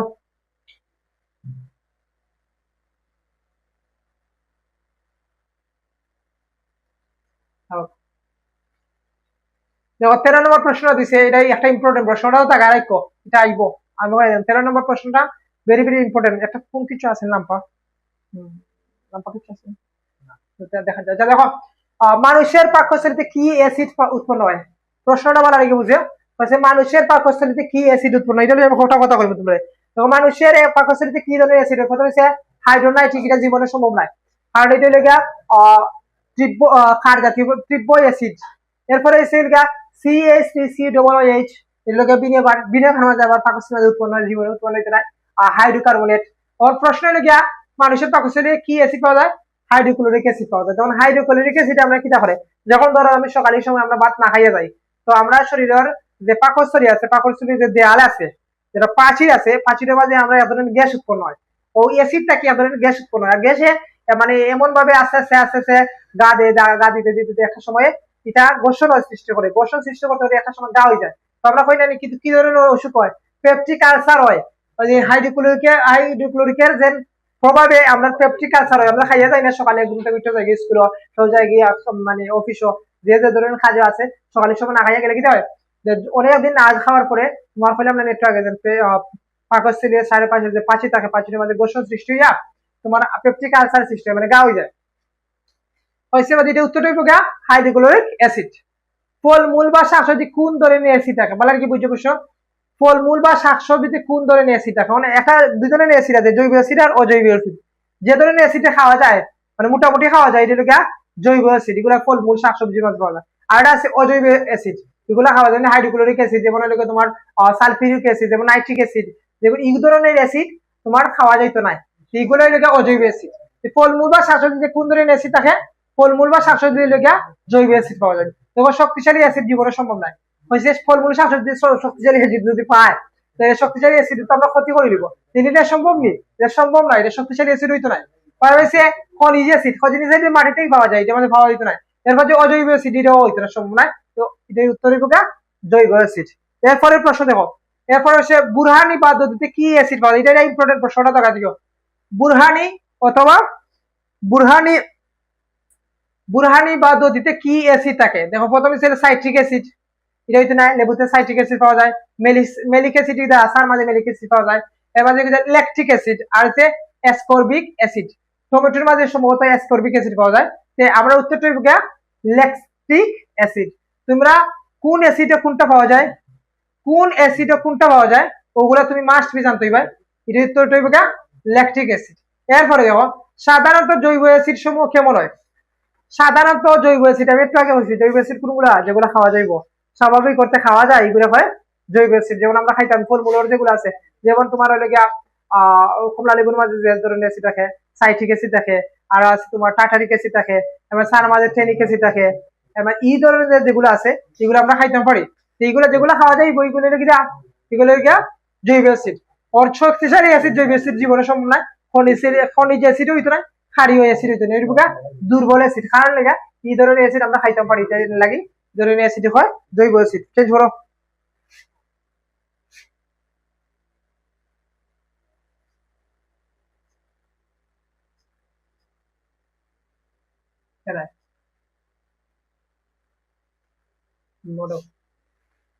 আচ্ছা, এরপরের প্রশ্ন দেখো, দিছে খনিজ অ্যাসিড কেমন, এখানে হয়েছে খনিজ অ্যাসিড কেমন, এখানে উদ্ভিজ্জ অ্যাসিড দিছে, ক্ষারীয় অ্যাসিড দিছে, শক্তিশালী অ্যাসিড দিছে, দুর্বল অ্যাসিড। মাস্ট বি দুর্বল অ্যাসিড হইতো না, এটাকে আমরা বলেছি দুর্বল অ্যাসিড গুলো যেগুলো খাওয়া যাবে, খনিজ অ্যাসিড খাওয়া যায় না। শক্তিশালী অ্যাসিড হওয়ার সম্ভাবনা আছে, ক্ষারীয় অ্যাসিড হওয়ার সম্ভাবনা, উদ্ভিজ্জ অ্যাসিড আছে, উদ্ভিদের অনেক ধরনের অ্যাসিড আছে আমরা খাইতাম পারি, তাহলে এটা হওয়ার সম্ভাবনা হওয়ার সম্ভাবনা কম। এই দুইটার মাঝে শক্তিশালী অ্যাসিড লাগে ইম্পর্টেন্ট, কিন্তু উত্তরটা হইব গিয়া শক্তিশালী অ্যাসিড। খনিজ অ্যাসিডে কি এমন হয়, শক্তিশালী অ্যাসিড হয়। অ্যাসিডিটি ও ক্ষারত্ব দূর করতে কোন বিক্রিয়া গুরুত্বপূর্ণ ভূমিকা পালন করে, বলা কি প্রশ্নটা বুঝো। অ্যাসিডিটি মানে অ্যাসিডের পরিমাণ, অম্লতা যেটা আছে, আর ক্ষারকত্ব দূর করতে কোন বিক্রিয়া গুরুত্বপূর্ণ ভূমিকা পালন করে, এখানে সে প্রতিস্থাপন বিক্রিয়া, প্রশমন বিক্রিয়া, প্রাণীজন বিক্রিয়া, সংযোজন বিক্রিয়া। প্রতিস্থাপন বিক্রিয়া মানে লেগে একটা অন্যটাকে প্রতিস্থাপিত করিয়া নতুন পদার্থ তৈরি করে, আগের পদার্থ থেকেও নতুন পদার্থের যে বৈশিষ্ট্যগুলো সেগুলো ফিরে যায়, কিন্তু প্রতিস্থাপন বিক্রিয়া হয়েছে অ্যাসিডের কোনো কাজ নাই। এরপরে যে প্রাণীযোজন বিক্রিয়া, প্রাণীযোজন বিক্রিয়া হওয়ার সম্ভাবনা নাই, কারণ এখানে কইছে অ্যাসিডিটি আর ক্ষারকত্বটা করতো, প্রাণীযোজন বিক্রিয়া কোনো সময় অ্যাসিডিটি আর ক্ষারকত্ব একসাথে করতে পারে না। এরপরে সংযোজন বিক্রিয়া, এটাও সম্ভব না, কারণ সংযোজনের দুইটাই জিনিস সৃষ্টি করতে, এখানে দূর করার কিছু কইছে না, এখানে কইছে অ্যাসিডিটি আর ক্ষারকত্ব দূর করতো, তাহলে এটার উত্তরটা হইবে প্রশমন বিক্রিয়া। আমরা জানি কি প্রশমন বিক্রিয়া লবণ আর পানি উৎপন্ন হয়, যেমন ক্ষার, এখানে অ্যাসিডও নাই আবার ক্ষারও নাই, তাহলে উত্তরটা হইবে প্রশমন বিক্রিয়া। এরপর HCl কি ধরনের অ্যাসিড, একটু আগে আমরা পড়ছিলাম HCl কি ধরনের অ্যাসিড, এগুলোকে শক্তিশালী অ্যাসিড, দুর্বল অ্যাসিড, ক্ষারক, সব কয়টি, বলা কি প্রশ্ন বুঝো। এখানে বলছে শক্তিশালী অ্যাসিড, দুর্বল অ্যাসিড, ক্ষারক বা সব কয়টি। এটা ক্ষারক জীবন হইতো না, সব কয়টি হইতো না, আর দুর্বল অ্যাসিড হইতো না, দুর্বল অ্যাসিড আমরা পড়ছিলাম যে যে ধরনের অ্যাসিড খাওয়া যায়, হাইড্রোক্লোরিক অ্যাসিড খাওয়া যায় না, এটার নাম হইল গিয়া শক্তিশালী অ্যাসিড দিব। আচ্ছা, কোনটি লিটমাসকে লাল করবে, ওখানে প্রশ্ন হইল গিয়া লাল রে নীল করে অ্যাসিডে, আর নীল রে লাল করে হইল গিয়া ক্ষারকে, বলা কি প্রশ্ন মানে লাল রে নীল করে কি দেয় ক্ষারকে, আবার নীল রে লাল করে অ্যাসিডে। প্রশ্নটা বলার আগে বুঝছো, প্রশ্ন 19 না চেঞ্জ থাকুক, কোনটি লিটমাসকে লাল করবে, আমি আবার কইলাম কোনটি লিটমাসকে কইছে লাল করবে। নীলটা কি লাল যদি হয় তাহলে অ্যাসিডের কাজ, নীলটা কি যদি লাল হয় তাহলে এটা কি তার কাজ, অ্যাসিডের কাজ, আর যদি লালটা কি নীল হয় তাহলে এটা ক্ষারের কাজ। ঠিকানা কইছে কোনটি লিটমাসকে লাল করে, তাহলে অবশ্যই অ্যাসিড দিব, সোডিয়াম কার্বনেট অ্যাসিড নাই, সোডিয়াম ক্লোরাইড অ্যাসিড নাই, আর H2 এটাও অ্যাসিড নাই, যে আপনার পানি, তুমি তো জানো পানি, আর হাইড্রোক্লোরিক অ্যাসিড এটা লেগে না অ্যাসিড, তাহলে কোনটি লিটমাসকে লাল করে হবে, যেটা হাইড্রোক্লোরিক অ্যাসিড। এরপরের প্রশ্ন দেখো, কোনটি টেবিল লবণ নামে পরিচিত, এটা ইম্পর্টেন্ট একটা প্রশ্ন, বলাটুকু দেখো কোনটি টেবিল লবণ নামে পরিচিত? চেঞ্জ করো, এই চেঞ্জ করো। আপনার আছে 30 পর্যন্ত নেই।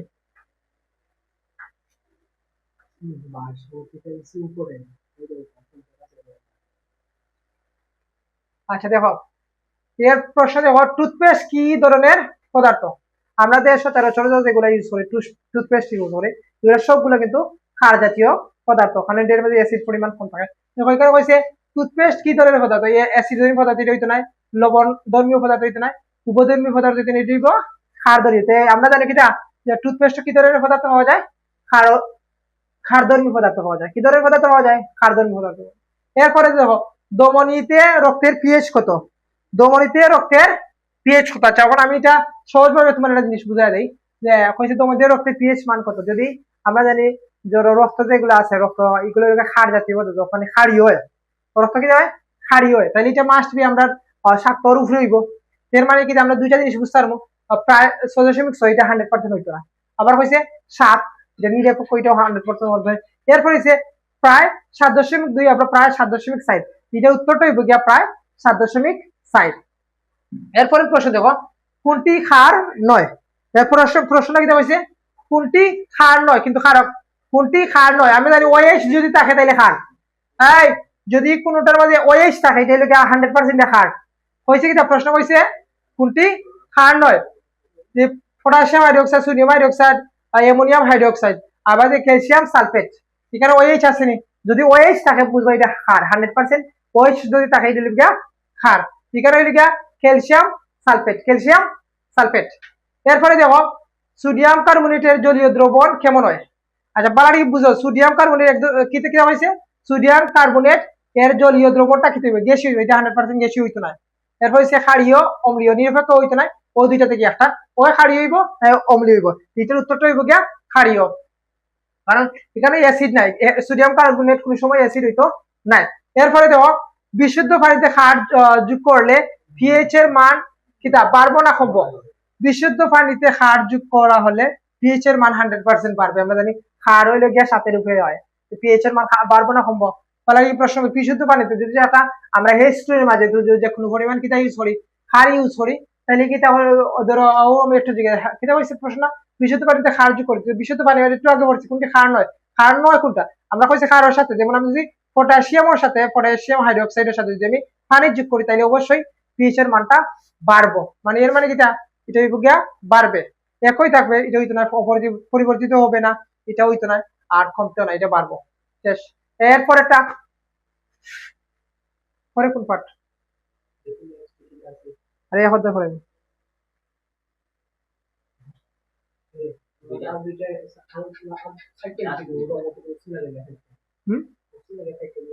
আচ্ছা, লাস্ট দুইটা প্রশ্ন, এটা খুব ইম্পর্টেন্ট প্রশ্ন, ওটাও তাকে আরেক, এটা হওয়ার সম্ভাবনা খুব বেশি। দেখো এখানে বলছে পানিতে পিএইচ এর মান 7-এর চেয়ে বেশি হলে কোনটি হয়? একটা আমি এটা 10-12 বার খুঁজে আর চলটি, যদি তুমি সম্পূর্ণ ভিডিও দেখো তাহলে এটা মাস মুখস্থ হওয়ার কথা। হয়েছে পানিতে পিএইচ এর মান কত? পানি পিএইচ মানে কি? হাইড্রোজেন আয়নের ক্ষমতা। পিএইচ মানে কি? হাইড্রোজেন আয়নের ক্ষমতা। পানিতে পিএইচ এর মান 7-এর চেয়ে বেশি হলে, তাহলে একটা কি হলো, 7-এর সাথে বেশি হয় তাহলে এটা ক্ষারীয় হইব, আর 7 থেকে যদি কম হয় তাহলে এটা হইব অ্যাসিডীয়। এখানে অ্যাসিডিক আছে, ক্ষারীয় আছে, নিরপেক্ষ আছে, অম্লীয়, এটা 100% হইব গিয়া ক্ষারীয়। দেখো অ্যাসিডিক আর অম্লীয় সেম কথা, দুইবারই সেম, আর নিরপেক্ষ হইতো না, এটা ক্ষারীয় হইব। পানিতে অ্যাসিডের পরিমাণ যত বাড়ে পিএইচ এর মান তত কি হইতো? কমবো না বাড়বো? পানিতে অ্যাসিডের পরিমাণ যত বাড়ে পিএইচ এর মান তত কমতো না, কমে না বাড়ে? প্রশ্নটা এই 28 নম্বর প্রশ্ন, 28 নম্বর, ঠিক আছে। তাও পানিতে অ্যাসিডের পরিমাণ যত বাড়বে, অ্যাসিডের পরিমাণ যত বাড়বো তত পিএইচ এর মান তত কমবো না বাড়বো? একটু আগে কইছি পিএইচ এর মান যদি অ্যাসিডের ক্ষেত্রে হয় তাহলে কমতে থাকবো, অ্যাসিডের ক্ষেত্রে পিএইচ এর মান কমতে থাকে, মনে রাখবে সবসময় অ্যাসিডের মান সবসময় কিটা কমে। চেঞ্জ করে নাও।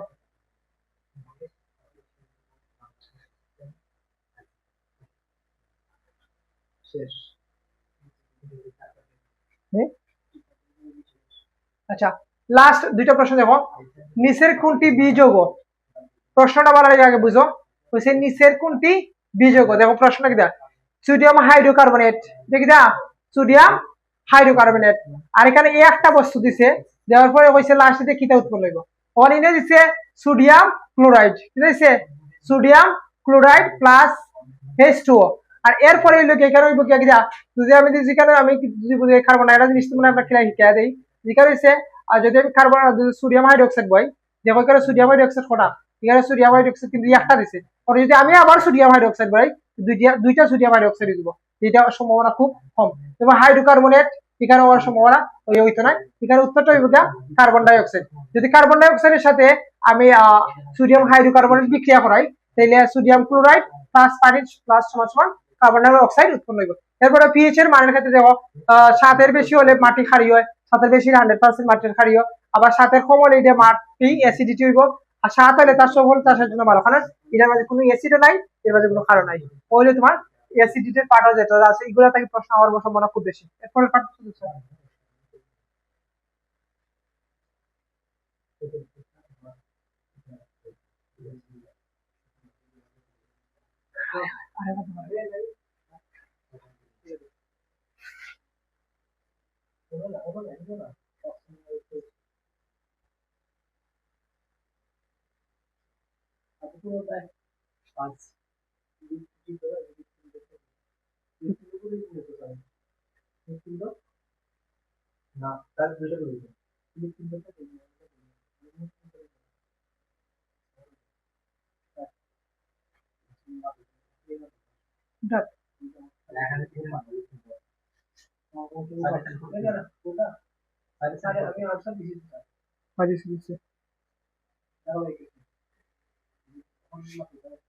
আচ্ছা এর মাঝে আমি তোমার কিছু কথা কইলে যে হৃদযন্ত্রের যত কথা এটা ইম্পর্টেন্ট একটা এমসিকিউ সিকিউ প্রশ্ন আইব 100% হলে আমি এটা থেকে সিকিউ প্রশ্ন আইব আর ওই লোকে একটা অধ্যায় আর একটু আগে প্রাইস যে আমরা অম্লক আর একটা কি একটা আইব ওইলো দুইটা আর তিনটা প্রশ্ন দিব পাঁচটা তুমি 100% পাঁচটা হুবহু কমন পাইবে যদি জাস্ট খালি ফলো করো 100% পাঁচটা অঙ্ক মানে পাঁচটা সৃজনশীল প্রশ্ন তুমি হুবহু কমন পাইবে এরপরে প্রশ্ন দেখো এখানে হচ্ছে মোস্ট ইম্পর্টেন্ট 35 এমসিকিউ তো 35 জাস্ট তুমি 35টা এমসিকিউ পড়তে সময় রাখো না 35 মিনিটে তুমি ধরো 50 মিনিটে পড়বা একটা দুইবার তিনবার চারবার পড়বা একটা দুইবার তিনবার চারবার পড়বা যেবার পারবা 100% কমন হওয়ার সম্ভাবনা বেশি দাও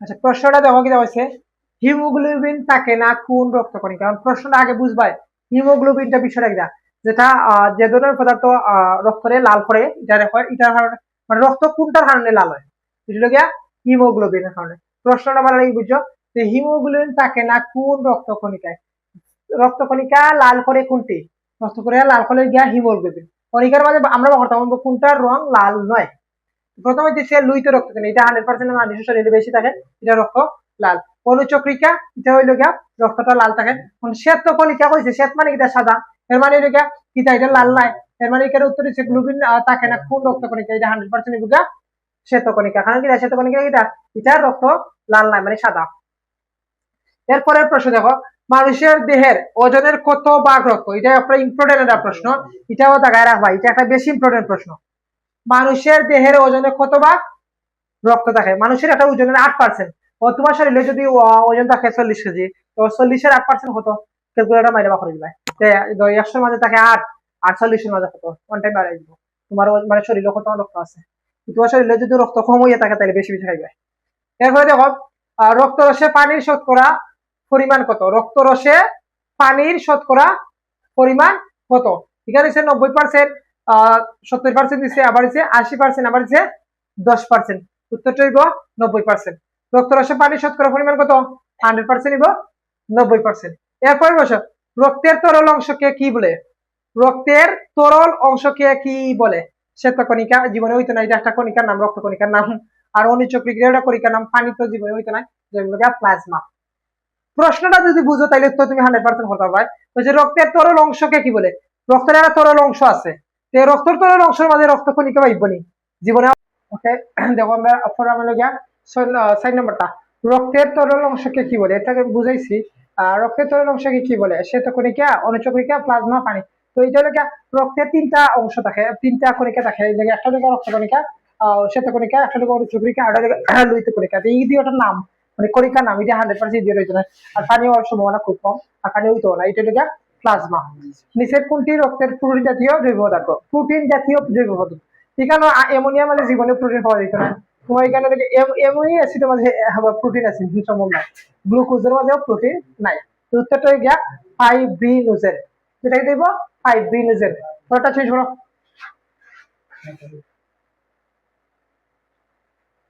হয়েছে, ওকে। রক্তের রং লাল দেখায় কেন? তো এটা আগে আমরা পড়ছিলাম যে রক্তের যে পাঠটা পড়ছিলাম। আর রক্তের রং লাল দেখায় কেন? রক্তের লাল দেখার মূল কারণ হলো হিমোগ্লোবিন থাকে। যদি কোনো কিছু মাঝে হিমোগ্লোবিন থাকে রক্তের উপাদানের মাঝে, তাহলে এটা অবশ্যই লাল দেখাইব। এরপর হচ্ছে ক্লোরোপ্লাস্ট, এটা উদ্ভিদের লাগে, ঠিক আছে। রক্ত রস থাকে, এটাও নাই। আবার এখানে হচ্ছে অনুচক্রিকা থাকা, এটা হইতে হয়। এটার উত্তরটা রক্তের রং লাল দেখায় কেন? এটা হিমোগ্লোবিন থাকার কারণে। মানুষের লোহিত রক্ত কত দিন আয়ু থাকে? মানুষের লোহিত রক্ত কণিকায় আয়ু কত দিন থাকে? তা আয়ু তো এটা হইল গিয়া দিচ্ছে কেন 60 দিন, এখানে হচ্ছে 80 দিন, এখানে 120 দিন, এখানে 160 দিন। এটা মূলত হলে আমরা জানি 3 থেকে 4 মাসের ভিত্তিতে। 3 থেকে 4 মাস তো কেন সম্ভাবনা কম। এটার উত্তর হইল গিয়া পুরা 1 মাস, 1 মাস না, সরি 120 দিন। প্রশ্ন বুঝো, মানুষের লোহিত রক্ত কণিকার আয়ু কতদিন থাকে? 120 দিন। এরপরে প্রশ্ন দেখো, রেসার্চ ফ্যাক্টরের সংকেত বা প্রতীক কি? তিনি কিন্তু সবটিও দিচ্ছে, যেমন আর এইচ দিচ্ছে ছোট হাতর, আবার এইচ দিচ্ছে ছোট হাতর, দুইটা দিয়ে বড় হাতর, একটা দুইটা বড় হাতর হচ্ছে, আবার হচ্ছে আর টি। এখানে হচ্ছে আর এইচ, প্রথমটা বড় হাতের অক্ষর, বাদ এটা হচ্ছে ছোট। মেইনলি যেটা সঠিক এটা হলো আর এইচ। তো উত্তরটা হবে কিটা আর এইচ। মনে রাখো উত্তরটা কিটা আর এইচ। কোনটি বংশগত রূপ? প্রশ্ন বাড়া লিখে বুঝছো, কোনটি বংশগত রূপ? কি প্রশ্ন বেশি বেশি আয়, কি প্রশ্ন হওয়ার সম্ভাবনা খুব বেশি। যেমন পলিসাইথিমিয়া, লিউকোসাইটিসিস না, থ্রোম্বোসাইটিসিস না, থ্যালাসেমিয়া।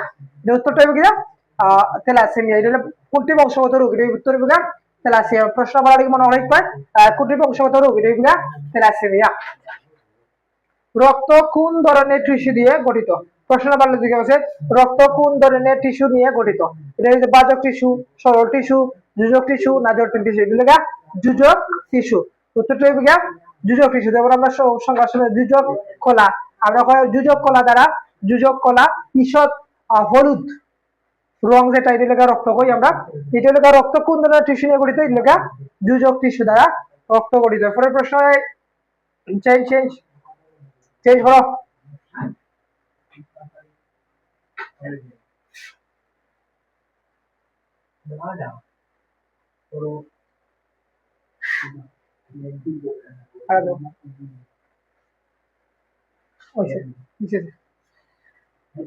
দেখো 11 নম্বর প্রশ্নটা হয়, এটা ইম্পর্টেন্ট প্রশ্ন। সর্বজনীন দিতে আসছে, এখানে একটু মনে মিস্টেক হয়ে গেছে। সর্বজনীন দাতা কোন গ্রুপের রক্ত? সর্বজনীন দাতা কোন গ্রুপের রক্ত, মানে কোন গ্রুপ চক্রের রক্ত দিতে পারে?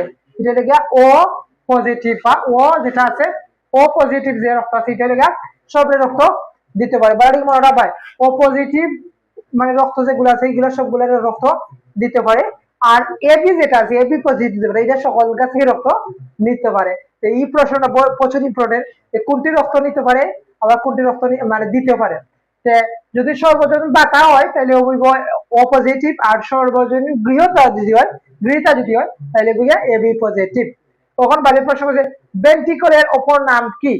ভেন্ট্রিকলের অপর নাম কি? কারণ হচ্ছে শিরা, ধমনী, অলিন্দ বা নিলয়। এর উত্তরটা হবে নিলয়। ভেন্ট্রিকলের অপর নাম কি? নিলয়। ভেন্ট্রিকলের অপর নাম কি? নিলয়। যে মানুষের রক্তকোষে এ অ্যান্টিজেন থাকে তাকে কোন গ্রুপের রক্ত বলে? এটা আবার ইজি প্রশ্ন, যেটা আমাদের ইয়ে থাকবো এটা অবশ্যই এ হইব। যে মানুষের রক্তকোষে এ অ্যান্টিজেন থাকে তা কোন রক্তের গ্রুপ হইব? যে 100% এ রক্তের গ্রুপ। লিউকেমিয়া কি? লিউকেমিয়া কি? রক্ত স্বল্পতা, ব্লাড ক্যান্সার, দুর্বলতা, দৃষ্টিহীনতা। লিউকেমিয়া এক ধরনের ক্যান্সার, তাহলে উত্তরটা হইব ব্লাড ক্যান্সার। দুর্বলতা হইতো না, দৃষ্টিহীনতা হইতো না, রক্ত স্বল্পতা হইতো না, উত্তরটা হইব ব্লাড ক্যান্সার। কোনটির প্রাচীর পুরো হয়? প্রশ্নটা বলার দিকে, কোনটির প্রাচীর পুরো হয়? এটা হইব উত্তর ধমনীর প্রাচীর পুরো হয়। ধমনীর যে অংশটা, এটা প্রাচীরটা যে দেয়ালটা থাকে এটা থাকে পুরো মানে এলাকা চিকন থাকে যেটা হয়। রক্তে কোলেস্টেরলের স্বাভাবিক পরিমাণ কত? রক্তে কোলেস্টেরলের স্বাভাবিক পরিমাণ এই প্রশ্ন থাকায় না, ওইটা 100% হওয়ার সম্ভাবনা চাইবো। তোমার 16 নম্বর প্রশ্নটা ভালো দিকে পড়বাই, এটা হওয়ার সম্ভাবনা খুব বেশি, এটা বেশি ইম্পর্টেন্ট, এটা হওয়ার সম্ভাবনা খুব বেশি। রক্তে কোলেস্টেরলের স্বাভাবিক পরিমাণ কত হবো? এবার হচ্ছে 100 থেকে 200, 200 থেকে 300, 300 থেকে 400, 400 থেকে 500, ওই 500 দিছে। উত্তরটা হইব 100 থেকে 200। পরেরটা দাও।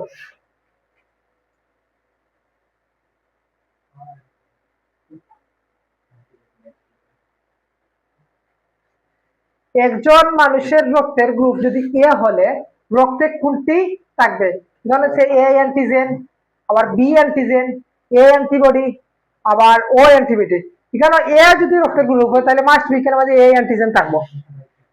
একজন মানুষের রক্তের গ্রুপ যদি এ হলে রক্তের কোনটি থাকবে? এই যে এ অ্যান্টিজেন, এখানে এর মাঝে আবার বি অ্যান্টিজেন হওয়ার সম্ভাবনা নাই, আর অ্যান্টিবডি হওয়ার তখন আর ওর লগে এ হওয়ার সম্ভাবনা খুব কম।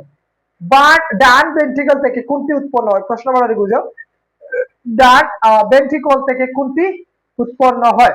এটা হচ্ছে এয়ারটা, এটিয়াম, পালমোনারি ধমনী বা কৈশিক জালিকা। এটা উত্তর দিবে পালমোনারি ধমনী।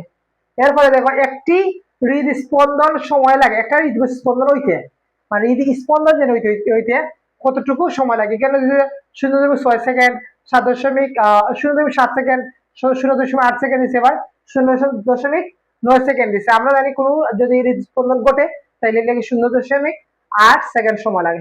কত সময় লাগবো? 0.8 সেকেন্ড। এরপরে প্রশ্ন লেখা, সর্বজনীন গৃহীতা, একটা আগে আমরা পড়ছিলাম সর্বজনীন দাতা, আর এটা পড়ছি সর্বজনীন গৃহীতা। গৃহীতা মানে কোনটা? যেটা মানে কোন রক্ত তাড়াতাড়ি ধরে, কোন গ্রুপে রক্ত, যে কোনো গ্রুপ থেকে রক্ত নেওয়ার সম্ভাবনা আছে। এটা হলো উত্তরটা গিয়া এ দেওয়া হয়েছে, বি দেওয়া আছে, এ বি দেওয়া আছে, ও আছে। এ বি পজিটিভ যেটা আছে, এ বি পজিটিভ সব গ্রুপ থেকে রক্ত নিতে পারে, লাগিটা হয় রক্ত গৃহীতা। সবটা থেকে নিতে পারে কিন্তু সবটা দিতে পারে না। আবার ও যেটা আছে এটা সবটা দিতে পারে কিন্তু সব অবস্থায় নিতে পারে না। তারপরে হৃৎপিণ্ড অবেষ্টনকারী পদার নাম কি? এটা হলো গিয়া পেরিকার্ডিয়াম। হৃৎপিণ্ড অবেষ্টনকারী পদার নাম কি? এটা হলো গিয়া পেরিকার্ডিয়াম। আবার হয়ে যাবে, হৃৎপিণ্ড অবেষ্টনকারী পদার নাম কি? পেরিকার্ডিয়াম।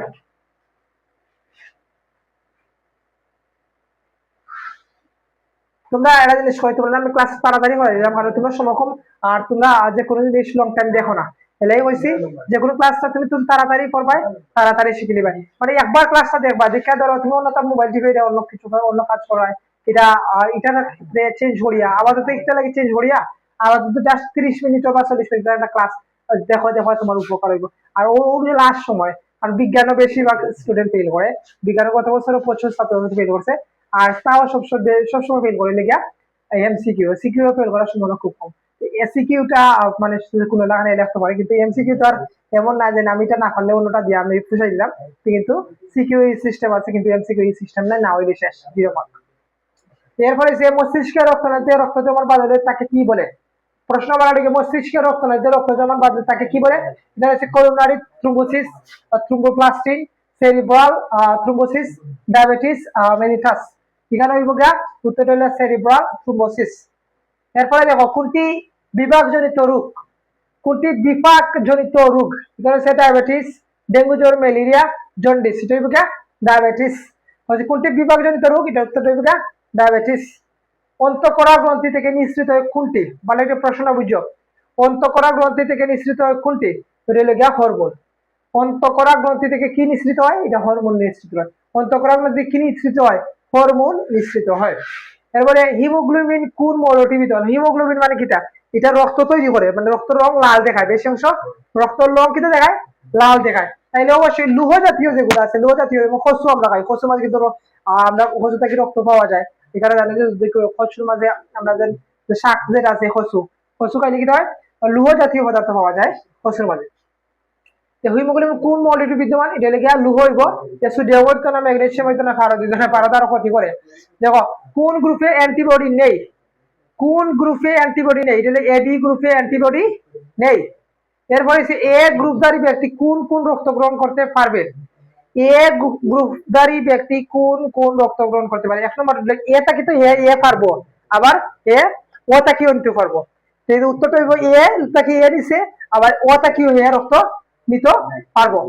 চেঞ্জ করো।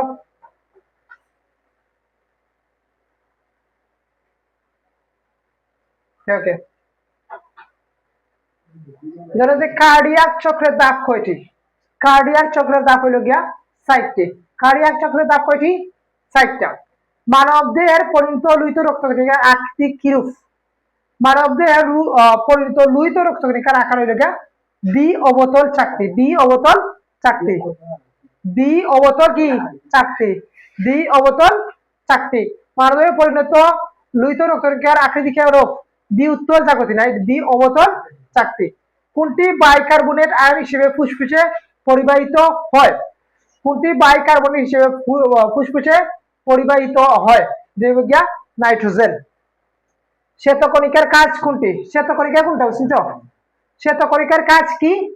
শ্বেতকণিকার কাজ কোনটি? অ্যালার্জি প্রতিরোধ করা, আয়রনের সমতা রক্ষা করা, রক্তকরণ রোধ করা, প্রকারের ভারসাম্য নিয়ন্ত্রণ করা। এটা হইল গিয়া অ্যালার্জি প্রতিরোধ করা। এটা হইব অ্যালার্জি প্রতিরোধ করা। অ্যান্টিবডি গঠনে করে অ্যান্টিবডি উত্তরটা বেশি করেছে। অ্যান্টিবডি গঠনে কি করে কোনটি?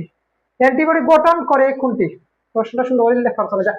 অ্যান্টিবডি গঠন করে কোনটি? যেটা নিউট্রোফিল, জেনোফিল, লিপোসোফাইট, মনোসাইট। এটা হলো লিপোসোফাইট। এরপরে প্রশ্ন দেখো, ধমনী ও শিরার সংযোগস্থলে জালিকাকারে বিন্যস্ত হয়ে কোনটি গঠন করে? প্রশ্ন বানানো বুঝো যে ধমনী ও শিরার সংযোগস্থলে জালিকারে জালি আকার মানে জালির মতো আকার বিন্যস্ত হয়ে কোনটি গঠন করে? এটা হলো কৌশিক জালিকা। মানুষের হৃৎপিণ্ড কয় প্রকোষ্ঠ বিশিষ্ট? ও প্রশ্ন তুমি বাড়াটিকে শিখবাই। মানুষের রক্ত কয় প্রকোষ্ঠ বিশিষ্ট? এটা হলো 60 প্রকোষ্ঠ বিশিষ্ট। এটা ইম্পর্টেন্ট একটা প্রশ্ন, এটা প্রত্যেকের পরীক্ষার প্রশ্ন হয়। মানুষের হৃৎপিণ্ড কয় প্রকোষ্ঠ বিশিষ্ট? এটা হলো 60 প্রকোষ্ঠ বিশিষ্ট। এই পাঠ শেষ পাতে পাঠ।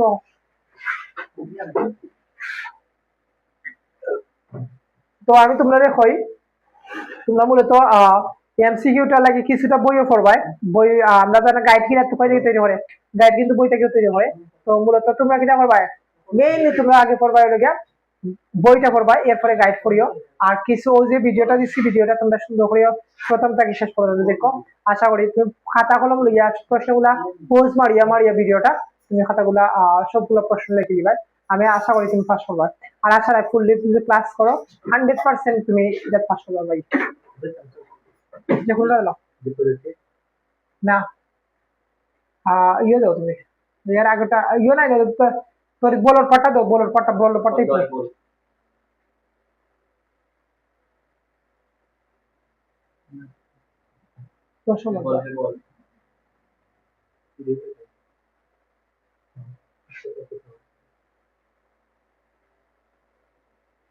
তুমি একটা মারো না রে বাজু, যদি আইবো তো উল্টে মারি হইবা।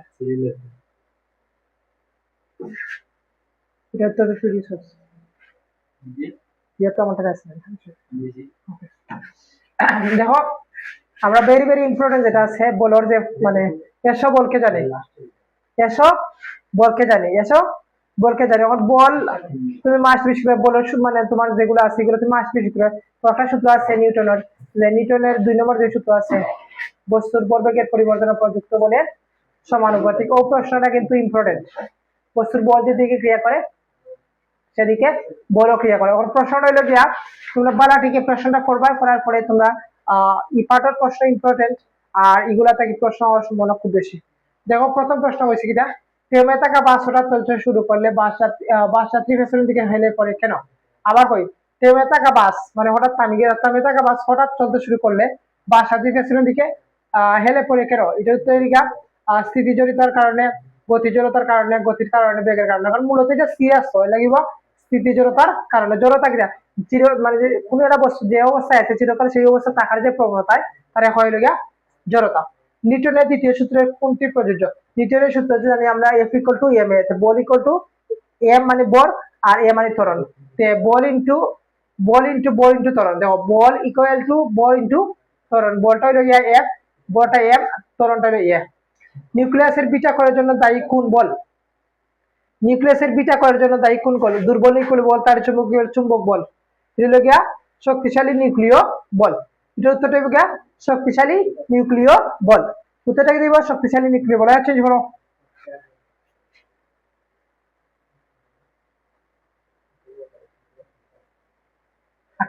একটু ইয়ে করো।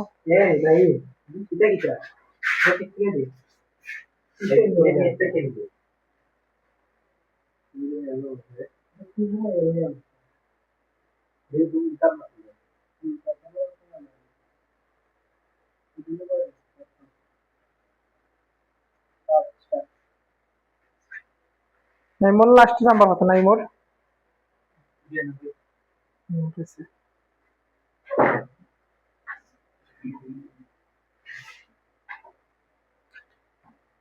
আচ্ছা, ঘর্ষণ কিভাবে বাড়ানো যায়? প্রশ্ন হচ্ছে ঘর্ষণ কিভাবে বাড়ানো যায়? পৃষ্ঠকে অমসৃণ করে, পৃষ্ঠকে পিচ্ছিল করে, বল বিয়ারিং ব্যবহার করে পৃষ্ঠকে মসৃণ করে। তো উত্তরটা হইব গিয়া পৃষ্ঠকে অমসৃণ করে। ঘর্ষণ কিভাবে বাড়ানো যায়? ঘর্ষণ বাড়ানোতে বলটা তুমি অমসৃণ করতে হবে। অমসৃণ হলে ঘর্ষণটা তো তাড়াতাড়ি বাড়বো, কারণ অমসৃণ বলতে গেলে জাজরা করা থাকে, আর জাজরা করা থাকলে বলটা খুব তাড়াতাড়ি আটে না। একটু স্পিড বাড়াতে হইলে তুমি ঘর্ষণ সৃষ্টি বেশি হইব। তাহলে নিউটনের কোন সূত্র থেকে বস্তুর বল ও জড়তা সম্পর্কে ধারণা পাবে? নিউটনের দ্বিতীয় সূত্র থেকে আমরা নিউটনের বস্তুর বল ও জড়তা সম্পর্কে ধারণা পাই। এরপর এটা দেখো, পৃথিবী ও চন্দ্রের মধ্যে আকর্ষণ বলকে কি বলে? প্রশ্ন বলছে পৃথিবী ও চন্দ্রের মধ্যে আকর্ষণ বলকে কি বলে? চৌম্বক বল, জীবন হইতো না, তারিচুম্বক বল হইতো না, মধ্যাকর্ষণ বল। এটাই গিয়া মধ্যাকর্ষণ বল। চেঞ্জ করো রে, মধ্যাকর্ষণ বল। হ্যাঁ, চেঞ্জ করো।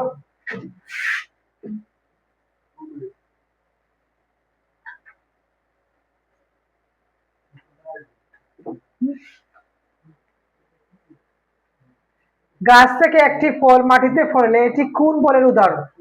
গাছ থেকে একটি ফল মাটিতে পড়লে এটি কোন বলের উদাহরণ? এটা উত্তর মহাকর্ষ বল, চৌম্বক বল, তাড়িৎচুম্বক বল, আবার হয়েছে দুর্বল নিউক্লিয় বল। এটা মহাকর্ষ বল। মহাকর্ষ বলের কারণে গাছ থেকে মাটি যে কোনো ফল নিচের দিকে পড়ে। নিচের কোনটি বলের একক?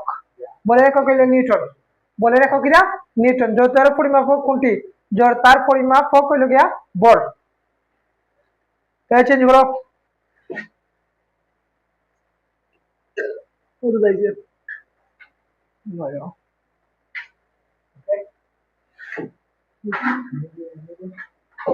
প্রশ্ন যে পরিমাণ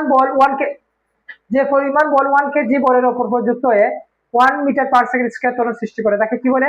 তাকে কিনা বলে 1 টন, 1 নিউটন। নিউটন তো হইব গিয়া 1 নিউটন। কিন্তু হইব গিয়া 1 নিউটন। পৃথিবী সূর্যকে কেন্দ্র করে ঘুরে, এটি কোন বলের উদাহরণ? প্রশ্ন বলা হচ্ছে বুঝো, পৃথিবী সূর্যকে কেন্দ্র করে ঘুরে, এটি কোন বলের উদাহরণ? দুর্বল নিউক্লিয় বল, শক্তিশালী নিউক্লিয় বল, মধ্যাকর্ষণ বলে। এটা মূলত আমরা যে ঘুরলাম, পৃথিবী সূর্যের চারদিকে ঘুরে, আবার পৃথিবীর চারদিকে চাঁদ ঘুরে। এটা যে ঘটে, এটা হলো আসলে মূলত মধ্যাকর্ষণ বলের কারণে ঘটে। কোন বলটি শুধু আকর্ষণ ধর্মী বল? কোন বলটি মূলত আকর্ষণ ধর্মী বল? এটা হলো গিয়া উত্তরটা হইব গিয়া মধ্যাকর্ষণ বল। কোন বলটি শুধু আকর্ষণ ধর্মী বল? এটা হলো গিয়া মধ্যাকর্ষণ। মধ্যাকর্ষণ হওয়ার কারণে কি একটা আটার প্রতি আকর্ষণ সৃষ্টি করে, এর লাগি এটা হয় মধ্যাকর্ষণ বল। পরটা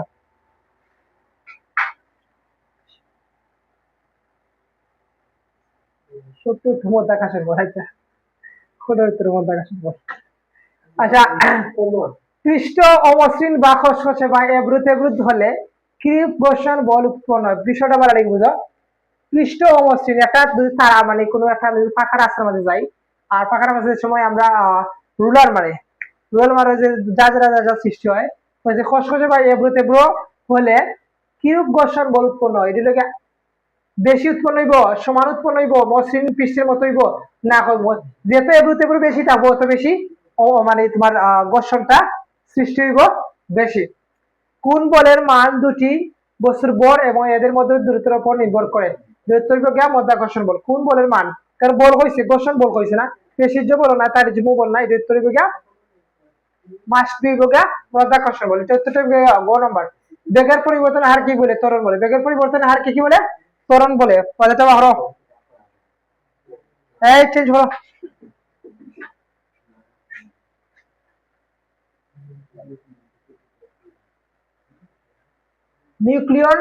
নিউক্লিয়ন বল বলতে কি বোঝায়? নিউক্লিয়ন বলতে কি বোঝায়? এটা লেখা প্রোটন আর নিউট্রন। নিউক্লিয়ন বল বলতে কি আমরা জানি, নিউক্লিয়াসের মধ্যে কি থাকে? প্রোটন আর নিউট্রন। এই হিসাবে নিউক্লিয়ন বল কি বলতে কি বোঝায়? প্রোটন আর নিউট্রন। নিউটনের প্রথম সূত্র থেকে বস্তুর কোনটির ধারণা পাওয়া যায়। এটা হইল গিয়া জড়তা ও বলের ধারণা পাওয়া যায়। জড়তা ও বলের ধারণা পাওয়া যায়। কি ধারণা পাওয়া যায়? জড়তা ও বলের। যে পদার্থকে চুম্বক আকর্ষণ করে তাকে কি বলে? আহিত পদার্থ, না চুম্বক পদার্থ, না মৌলিক পদার্থ, না যৌগিক পদার্থ।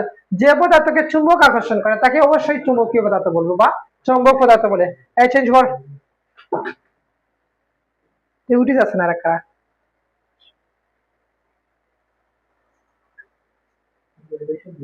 হ্যাঁ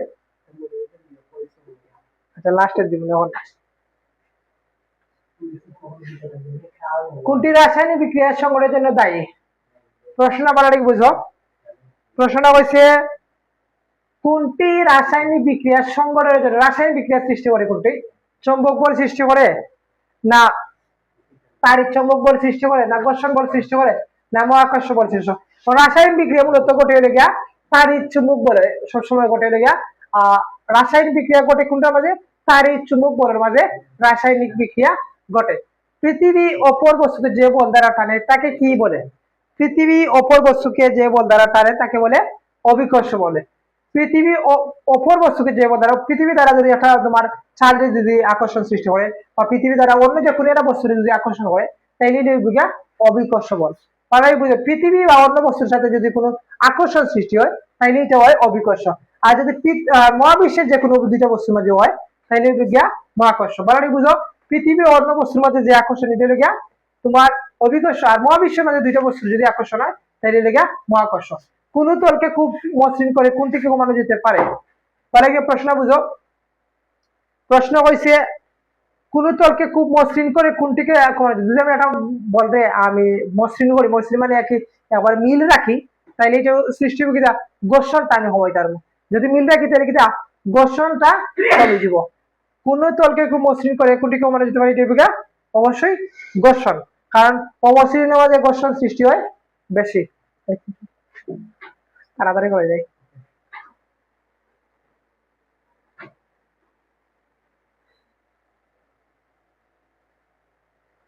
এবার প্রশ্ন হচ্ছে লেপটন ও হার্ডন হচ্ছে কি? যেটা গিয়া মৌলিক কণা। লেপটন ও হার্ডন হচ্ছে এক ধরনের মৌলিক কণা। প্রশ্ন বুঝো, লেপটন ও হার্ডন হচ্ছে কি?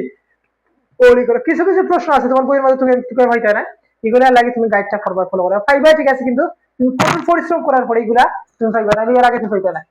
নির্দিষ্ট দূরত্বের অবস্থিত দুইটি বস্তুর গুণফল দ্বিগুণ করলে হলে দ্বিগুণ হলে মধ্যাকর্ষণ বল কত হবে? বলার দিকে প্রশ্নটা বুঝো। হয়েছে কিনা নির্দিষ্ট দূরত্বে অবস্থিত দুইটি বস্তু অপরের গুণফল দ্বিগুণ হলে মধ্যাকর্ষণ বল কত গুণ? এটা মাস্ট বি দ্বিগুণ হইব, মানে দ্বিগুণ হলে অবশ্যই দ্বিগুণ হয়। দুইটি চুম্বককে কাছাকাছি আনলে এরা পরস্পরের প্রতি যে বল প্রয়োগ করে তাকে কি বলে? এটা হলো চুম্বক বল। দুইটি চুম্বককে কাছাকাছি যদি আনি তাহলে এটা যে ধরনের বল সৃষ্টি করে এটা চুম্বক বলে। চেঞ্জ কর নাম্বার আমরা 25।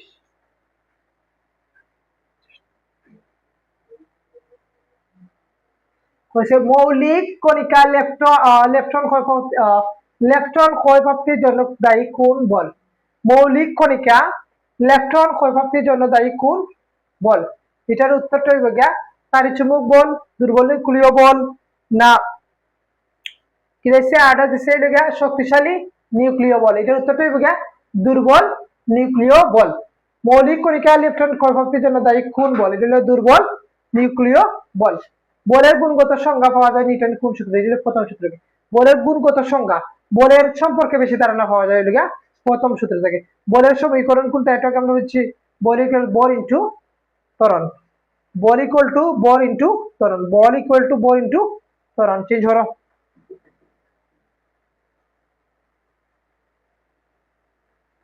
কোনটা রয়েছে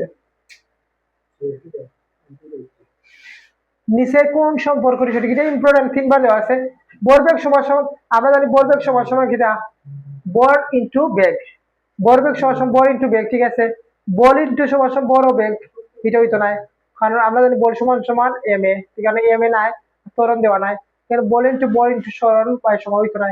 আবার হচ্ছে ভরবেগ সমান সমান বল ইনটু সরণ হইতো না, ভরবেগ ইকুয়াল টু বল ইনটু বেগ। ঘর্ষণের কারণে আমরা, আচ্ছা ঘর্ষণের কারণে কি সৃষ্টি হয়? ঘর্ষণের কারণে আমরা কি পারি, হাত দিয়ে কলম ধরতে পারি, ইরেজার দ্বারা পেন্সিলের দাগ মুছতে পারি, এটা 100% হাঁটতে পারি। এটার উত্তর তিনটা সঠিক। এই শেষ, আর না অন্য ফাটা যাবে, ফাড়াই যায় তুই, এক ফাট ফাড়াই যায়,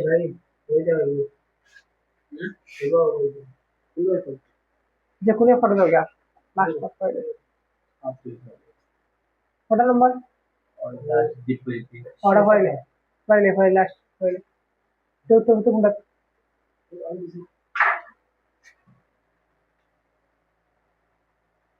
মেটাতে প্রোফেস প্রথমটা হলো প্রোফেস, উত্তর হচ্ছে সঠিক উপরে আন্দু ভুল হয় তাহলে।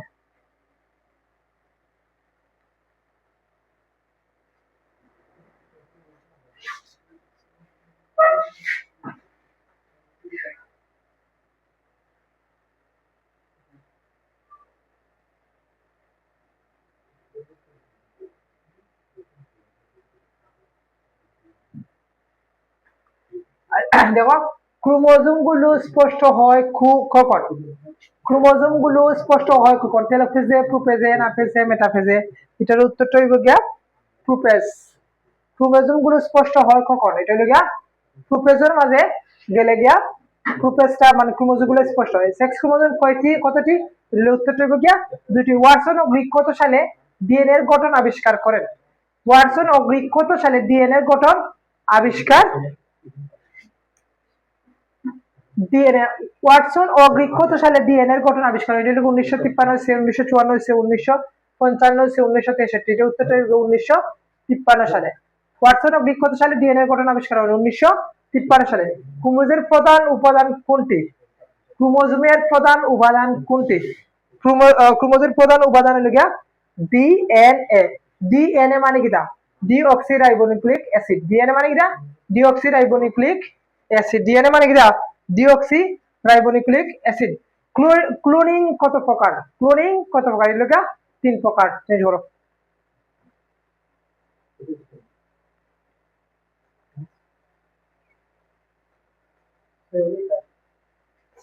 নিউক্লিক অ্যাসিড কত প্রকার? নিউক্লিক অ্যাসিড মূলত 2 প্রকার, এগুলো মুখস্থ রাখার কথা। নিউক্লিক অ্যাসিড কত প্রকার? 2, 3, 4, 5। এটাও 100% উত্তর হইব 2 প্রকার। জীবকোষ কত প্রকার আরএনএ দেখা যায়? এগুলোকে 3 প্রকার। জীবকোষ কত প্রকার আরএনএ দেখা যায়? এগুলোকে 3 প্রকার। কোন পদ্ধতিতে জিনের অসংখ্য নকল তৈরি করা হয়? কোন পদ্ধতিতে জিনের অসংখ্য নকল তৈরি করা হয়? এগুলোকে জিন ক্লোনিং এর মাধ্যমে, জিন ক্লোনিং এর মাধ্যমে আমরা অসংখ্য নকল জিন তৈরি করতে পারি। কোনটি, কোন জিনটি, কত নম্বর এটা? জিনের অসংখ্য 9 নম্বর। প্রচন্ড চিন না, ঠিক আছে। কোন জিনটি অধিকাংশ ক্ষেত্রেই প্রচ্ছন্ন প্রকৃতির? প্রচ্ছন্ন প্রকৃতির। কোন জিনটি অধিকাংশ ক্ষেত্রেই প্রচ্ছন্ন প্রকৃতির? এখানে হয়েছে X linked, Y linked, Z linked, O linked. যে উত্তরটা হইব গিয়া এক্স লিঙ্কড। কোন পদ্ধতিতে রিকম্বিনেন্ট প্লাজমিডকে ব্যাকটেরিয়া প্রবেশ করানো হয়? আবার প্রশ্ন বুঝো, কোন পদ্ধতিতে রিকম্বিনেন্ট প্লাজমিডকে ব্যাকটেরিয়া প্রবেশ করানো হয়? Inhibitor, transformation, transcription, injection, micro injection. এটা উত্তর হইব ট্রান্সফরমেশন। উত্তরটা হইব ট্রান্সফরমেশন। চেঞ্জ করো। জিন থেরাপি কথা বলছে, চেঞ্জ হচ্ছে দিচ্ছে না, চেঞ্জ কর।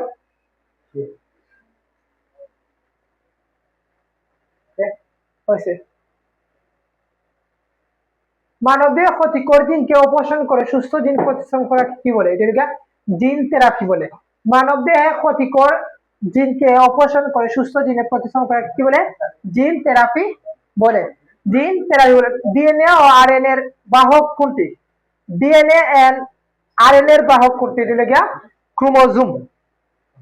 এরপর ডিএনএ টেস্ট ব্যবহৃত হয় কি? ডিএনএ টেস্টে কোনটি ব্যবহৃত হয়?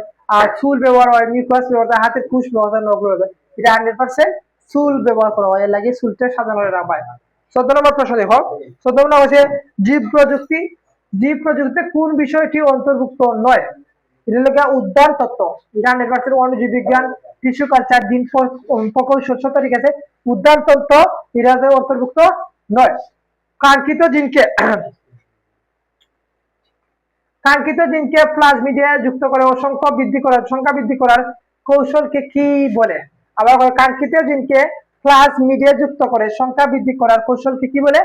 জিন ক্লোনিং করে। এটা যদি প্রশ্ন হয় 2 নম্বর প্রশ্ন, তোমার জ্ঞানমূলক প্রশ্ন যাইতে পারে জিন ক্লোনিং কি?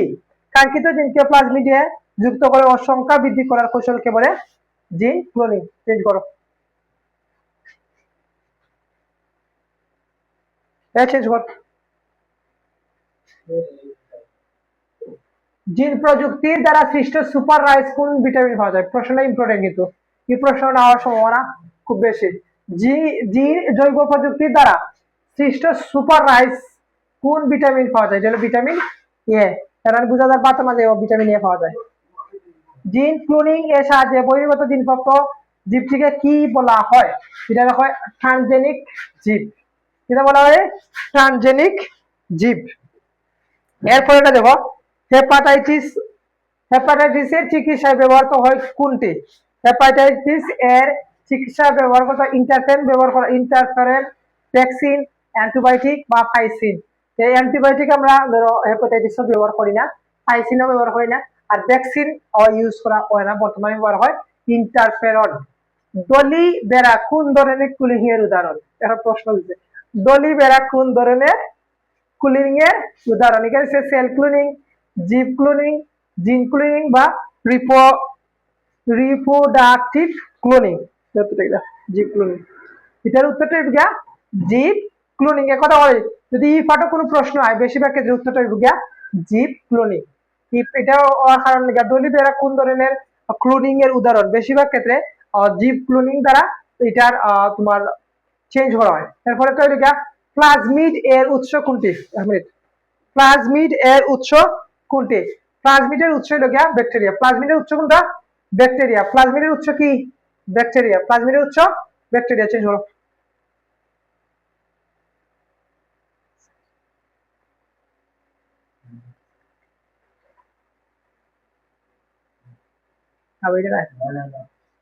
এরপরে 20 থেকে 21 থেকে জেনেটিক ইঞ্জিনিয়ারিং, জেনেটিক 21 নম্বর নেই, ঠিক আছে। জেনেটিক ইঞ্জিনিয়ারিং এ ব্যবহার করা হয় ব্যাকটেরিয়ার কোনটি? যেটা সাইটোপ্লাজম, নিউক্লিয়েট, প্লাজমিড, মেসোজোম। যেটা জেনেটিক ইঞ্জিনিয়ারিং এ ব্যবহার করা হয় plasmid. Sterile insect technique SIT দ্বারা কোনটিকে নিয়ন্ত্রণ করা হয়? এটা একটা ইম্পর্টেন্ট প্রশ্ন। এটা উত্তর হবে পতঙ্গ, মশা কেন, পাখি কেন, মাঝখানে এটা উত্তর হবে পতঙ্গকে। স্টেরাইল ইনসেক্ট টেকনিক মানে এটা যদি এসআইটি যদি তোমার মিনিং আছে ধরে পুনরূপায় এসআইটি মানে কি? স্টেরাইল ইনসেক্ট টেকনিক দ্বারা কোনটিকে নিয়ন্ত্রণ করা হয়? যেটা পতঙ্গকে। ডিএনএ দ্বিসূত্র নকশা আবিষ্কার করেন কে? এটার উত্তর হবে গিয়া ওয়াটসন ও গ্রিক। এভরি ও ম্যাককার্থি, নিকলসন, ওয়াটসন ও গ্রিক, ম্যাকলিওড ও ম্যাককার্থি। এর উত্তরটা হবে গিয়া ওয়াটসন ও গ্রিক। ওয়াটসন ও গ্রিক। শুধু আরএনএ তে কোন ক্ষারকটি থাকে? শুধু আরএনএ তে থাকে ইউরাসিল। শুধু আরএনএ তে কোনটি পাওয়া যায়? ক্ষারকটি থাকে ইউরাসিল। নিচের কোন ক্ষারকটি আরএনএ তে অনুপস্থিত? প্রশ্নটা বেশি বেশি ইম্পর্টেন্ট। অতিরিক্তটা একটু একটা মিনিট। কত নম্বর? 25।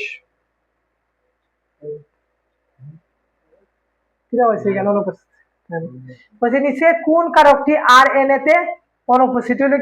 ইউরাসিল দিছে, থায়ামিন। ইউরাসিল তো অলরেডি আমরা পাইছি।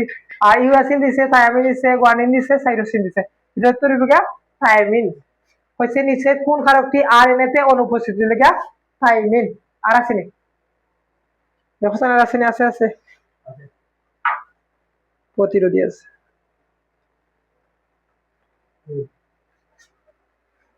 ট্রানজেনিক টমেটোর বৈশিষ্ট্য কোনটা? পালাকে প্রশ্ন বুঝো কইছে 26 নম্বর আছি আমরা। ট্রানজেনিক টমেটোর বৈশিষ্ট্য কোনটি? এটা হলো করোনারি থ্রোম্বোসিস প্রতিরোধ করা, শর্করার পরিমাণ বেশি, অ্যান্টিবডি তৈরিতে সক্ষম, 12 মাসি ফসল। এটা কোনটা? এটার উত্তরটা হবে করোনারি থ্রোম্বোসিস প্রতিরোধ করা। ট্রানজেনিক টমেটো, ট্রানজেনিক মানে চেঞ্জ করা কি? বৈশিষ্ট্য কিটা এখানে লেখা করোনারি থ্রোম্বোসিসের প্রতিরোধ করা যায়। এবারে মানবদেহে প্রতিটি দেহকোষে ক্রোমোজোমের সংখ্যা কত? যে উত্তরটা 46টা। মানবদেহে প্রতিটি দেহকোষে ক্রোমোজোমের সংখ্যা কত? 46টি। মানবদেহের রক্তকণিকা কোন রোগটি পয়েন্ট মিউটেশনের জন্য হয়ে থাকে? আবার হইলাম মানবদেহের রক্তকণিকার মানবদেহের রক্তকণিকার মানবদেহের রক্তকণিকা কোন রোগটি পয়েন্ট মিউটেশনের জন্য হয়ে থাকে? এটা হইবে গিয়া হারিটনস রোগ না সিকেল সেল রোগ না ডাউন সিনড্রোম টানার সিনড্রোম? এটার উত্তর হইবে গিয়া সিকেল সেল রোগ। আর মানবদেহের রক্তকণিকা লগে যে রোগটা হইব এটা হইল গিয়া সিকেল সেল রোগ হয়। জীবজগতের বৈশিষ্ট্য নিয়ন্ত্রক কোনটি? জীবজগতের বৈশিষ্ট্য নিয়ন্ত্রক কোনটি? এটা হইল গিয়া ডিএনএ। সরি, এটার উত্তরটা হইল গিয়া জিন। জীবজগতের বৈশিষ্ট্য নিয়ন্ত্রক কোনটি? এটা হইল গিয়া জিন। বার্তা বহনকারী আর আরএনএ কোনটি? বার্তা বহনকারী আরএনএ হইল গিয়া এমআরএনএ। শেষ হইল। আর আছে না? আছে। আর এক চেঞ্জ হইলাম আমরা। কোনটা আছে দেখি? কত পর্যন্ত? আছে। না।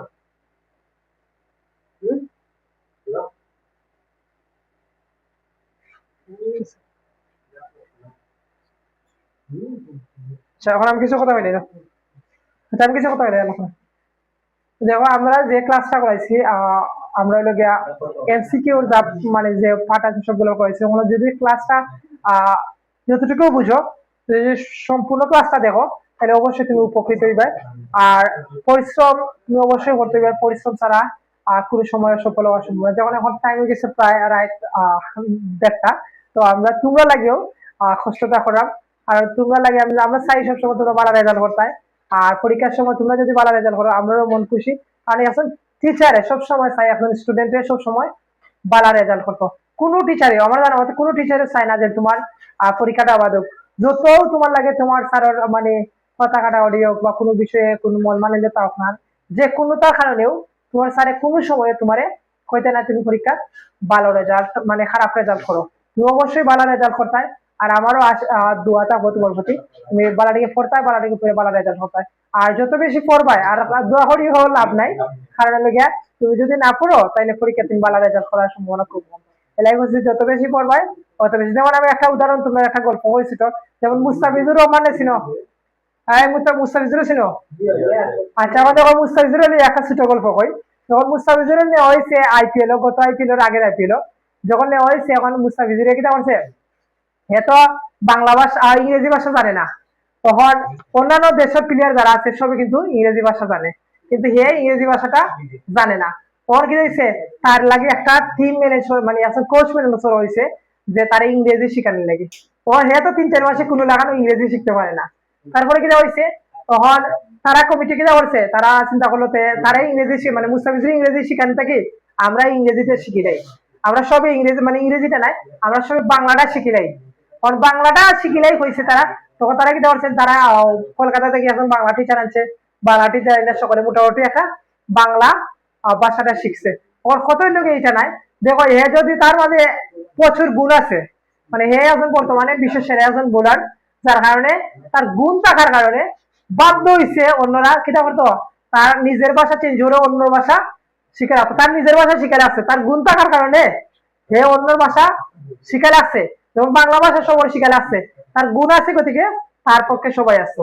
এলাই বলছি যত বেশি কোয়ালিটি থাকবো তোমার বেশি অত বেশি তুমি উন্নত পাবো অত বেশি তোমার অন্য মানুষের প্রায়োরিটি দিব। গুণ থাকতো নাই তুমি ভ্যালুলেস তুমি একবারে ডেস্ট্রয়েড। যত বেশি গুণ অত বেশি প্রায়োরিটি পাইবা। তো প্রায়োরিটি রাখতে হইলে তোমার ভিতরে একটা না একটা ভালো গুণ থাকতে হইব। যে কোনো একটা ভালো গুণ থাকতে হইব মাস্ট বি। আর গুণ ছাড়া কোনো মানে উপায় নাই।